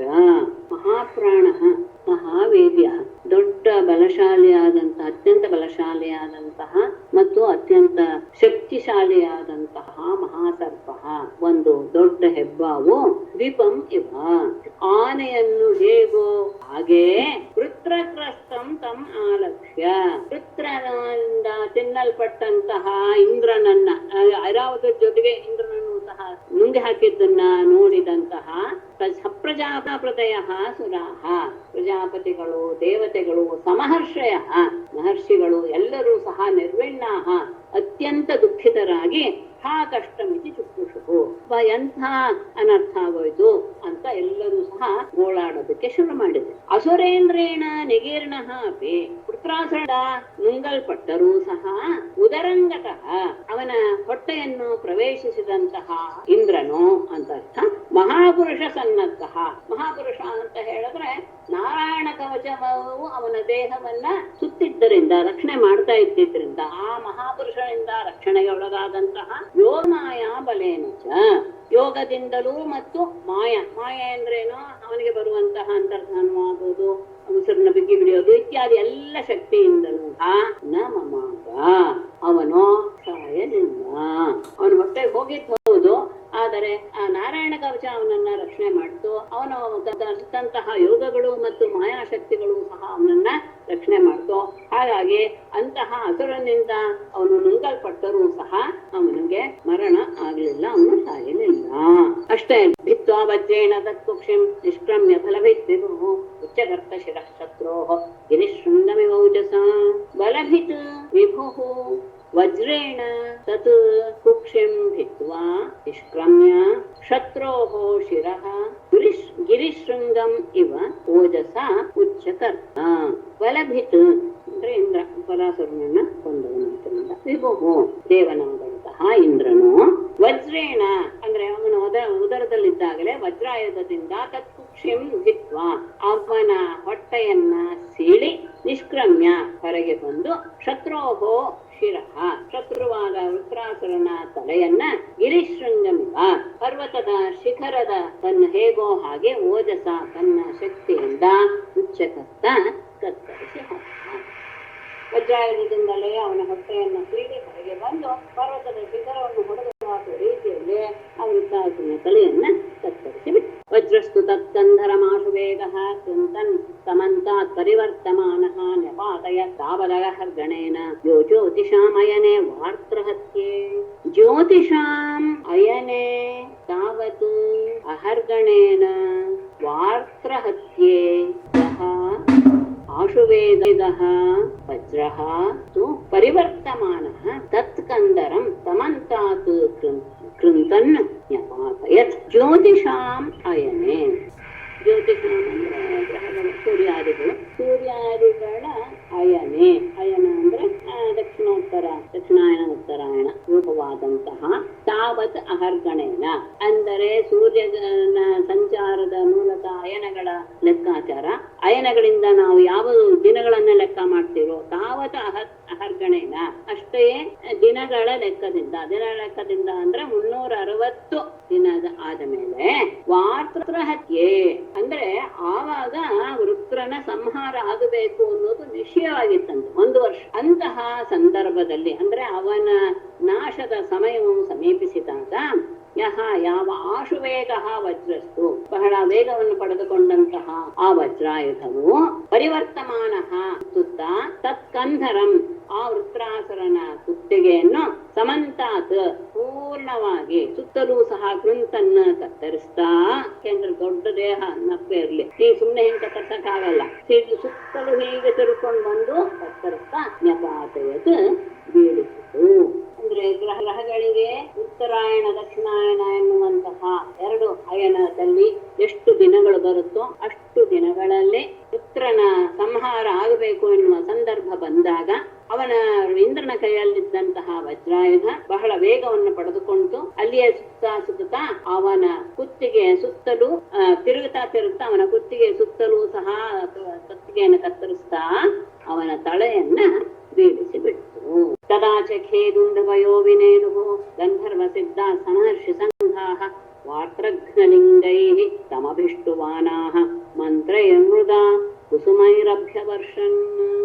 ತದಾಚ ಖೇ ದುಂದುಭಯಃ ವಿನೇದುಃ ಗಂಧರ್ವ ಸಿದ್ಧಾಃ ಸಮಹರ್ಷಿ ಸಂಘಾಃ ವಾರ್ತ್ರಘ್ನಲಿಂಗೈಃ ಮಂತ್ರೈಃ ತಮ್ ಅಭಿಷ್ಟುವಾನಾಃ ಮುದಾ ಕುಸುಮೈಃ ಅಭ್ಯವರ್ಷನ್. ಯಾವಾಗ್ಲೂ ನಡೆಯುವ ಋಷಿ ಮೇಲಿದ್ದಾರಲ್ಲ ಹೂ ಹಿಡ್ಕೊಂಡೆ ನಿಂತಿರ್ತಾರೆ ಹೂಗಳನ್ನ. ತದಾಚ ಆಗ ಖೇ ಆಕಾಶದಲ್ಲಿ ದುಂದುಭಯ ವಿನೇದು ದೇವದುಂದುಬೆಗಳೆಲ್ಲೂ ಸಹ ಶಬ್ದ ಮಾಡಿದ್ವು. ಗಂಧರ್ವ ಸಿದ್ಧಾಹ ಗಂಧರ್ವರು ಸಿದ್ಧರು ಸಮಹರ್ಷಿ ಸಂಘಾಹ ಮಹರ್ಷಿಗಳೇ ಮೊದಲಾದವರಿಂದ ಕೂಡಿದವರಾಗಿ ವಾರ್ತ್ರಘ್ನಲಿಂಗೈಃ ಮಂತ್ರೈಃ ಆ ವೃತ್ರಾಸುರನನ್ನು ಕೊಂದಂತಹ ಆ ದಿವ್ಯವಾದ ಅದನ್ನು ಸೂಚಿಸುವಂತಹ ಮಂತ್ರಗಳಿಂದ ತಮ್ ಅಭಿಷ್ಟುವಾನ ಇಂದ್ರನನ್ನು ಸೂಚಿಸ್ತಾ ಮುದಾ ಸಂತೋಷದಿಂದ ಕುಸುಮೈಃ ಅಭ್ಯವರ್ಷನ್ ಹೂವುಗಳಿಂದ ಮಳೆ ಸುರಿಸಿದ್ರು. ಅಂದ್ರೆ ಹೂವುಗಳನ್ನ ಅವನ ಮೇಲೆ ಹಾಕಿ ತಮ್ಮ ಆನಂದವನ್ನ ಪ್ರಕಟಪಡಿಸಿದ್ರು. ಯಾವಾಗ ಪುತ್ರನ ತಲೆ ಕೆಳಗೆ ಬಿತ್ತು ಆಕಾಶದಿಂದ ಪುಷ್ಪವೃಷ್ಟಿ ಸುರಿಯಿತು, ದೇವದುಂದುಬೆಗಳೆಲ್ಲ ಮೊಳಗಿದ್ವು. ಸಿದ್ಧರು ಗಂಧರ್ವರೆಲ್ಲರೂ ಸಹ ಅವನನ್ನ ಸುಡಿಸಿದ್ರು. ಎಂತಹದ್ದು ವೃತ್ರನನ್ನ ಸಂಹಾರ ಮಾಡುವಂತಹ ಸಂದರ್ಭವನ್ನ ಹೇಳುತ್ತಾ ಇರುವಂತಹ ಮಂತ್ರಗಳಿಂದ ದೇವರಾಜನಾದಂತಹ ಇಂದ್ರನನ್ನ ಸ್ತುತಿಸ್ತಾ ಅಂದ್ರೆ ಅವನ ಪರಾಕ್ರಮವನ್ನ ಹೇಳುವ ಮಂತ್ರಗಳಿಂದ ಅವನನ್ನ ಸ್ತುತಿಸ್ತಾ ಸಂತೋಷದಿಂದ ಹೂವಿನ ಮಳೆಯನ್ನ ಅವನ ಮೇಲೆ ಸುರಿಸಿದರು. ಆ ಸಂದರ್ಭದಲ್ಲಿ ಏನಾಯ್ತು? ವೃತ್ರಸ್ಯ ದೇಹ ನಿಷ್ಕ್ರಾಂತಂ ಆತ್ಮಜ್ಯೋತಿರರಿಂದಮ ಪಶ್ಯತಾಂ ಸರ್ವಲೋಕಾನಾಂ ಅಲೋಕಂ ಸಮಪದ್ಯತ. ಅರಿಂದಮ ವೃತ್ರಸ್ಯ ದೇಹಾತ್ ನಿಷ್ಕ್ರಾಂತಂ ಆತ್ಮಜ್ಯೋತಿಃ ಸರ್ವಲೋಕಾನಾಂ ಪಶ್ಯತಾಂ ಅಲೋಕಂ ಸಮಪದ್ಯತ. ಅರಿಂದಮ ರಾಜನೇ, ಶತ್ರುವನ್ನು ಕೊಲ್ಲುವ ಸಾಮರ್ಥ್ಯವಂತಹ ರಾಜ ಅಂತ. ವೃತ್ರಸ್ಯ ದೇಹಾತ್ ಆ ವೃತ್ರನ ದೇಹದಿಂದ ನಿಷ್ಕ್ರಾಂತಂ ಹೊರಹೊಮ್ಮಿದಂತಹ ಆತ್ಮಜ್ಯೋತಿ ಆತ್ಮಜ್ಯೋತಿಯು ಸರ್ವಲೋಕಾನಾಂ ಪಶ್ಯತಾಂ ಎಲ್ಲರೂ ಸಹ ನೋಡ್ತಾ ಇರುವಾಗಲೇ ಅಲೋಕಂ ಎಲ್ಲ ಲೋಕವನ್ನು ಮೀರಿದಂತಹ ಪರಮಾತ್ಮನ ಸ್ವರೂಪವನ್ನ ಸಮಪದ್ಯತ ಪಡೆದುಕೊಂಡು ಬಿಡ್ತು. ಅವನ ಶರೀರ ಯಾವಾಗ ಕೆಳಗೆ ಬಿತ್ತೋ ಆಗ ಅವನ ದೇಹದಿಂದ ಒಂದು ತೇಜಸ್ಸು ಹೊರಟು ಎಲ್ಲರೂ ನೋಡ್ತಾನೇ ಇದ್ದಾರೆ. ಅದು ಲೋಕಾತೀತವಾದಂತಹ ಪರಮಾತ್ಮನ ಸನ್ನಿಧಿಗೆ ಅದು ಸೇರಿ ಬಿಡುತ್ತು. ವೃತ್ರಸ್ಯ ದೇಹ ನಿಷ್ಕ್ರಾಂತಂ ಆತ್ಮಜ್ಯೋತಿರರಿಂದಮ पश्यतां सर्वलोकानाम् अलोकं समपद्यत। श्रीमद्भागवते महापुराणे षष्ठस्कन्धे वृत्रवधो नाम 10ोऽध्यायः।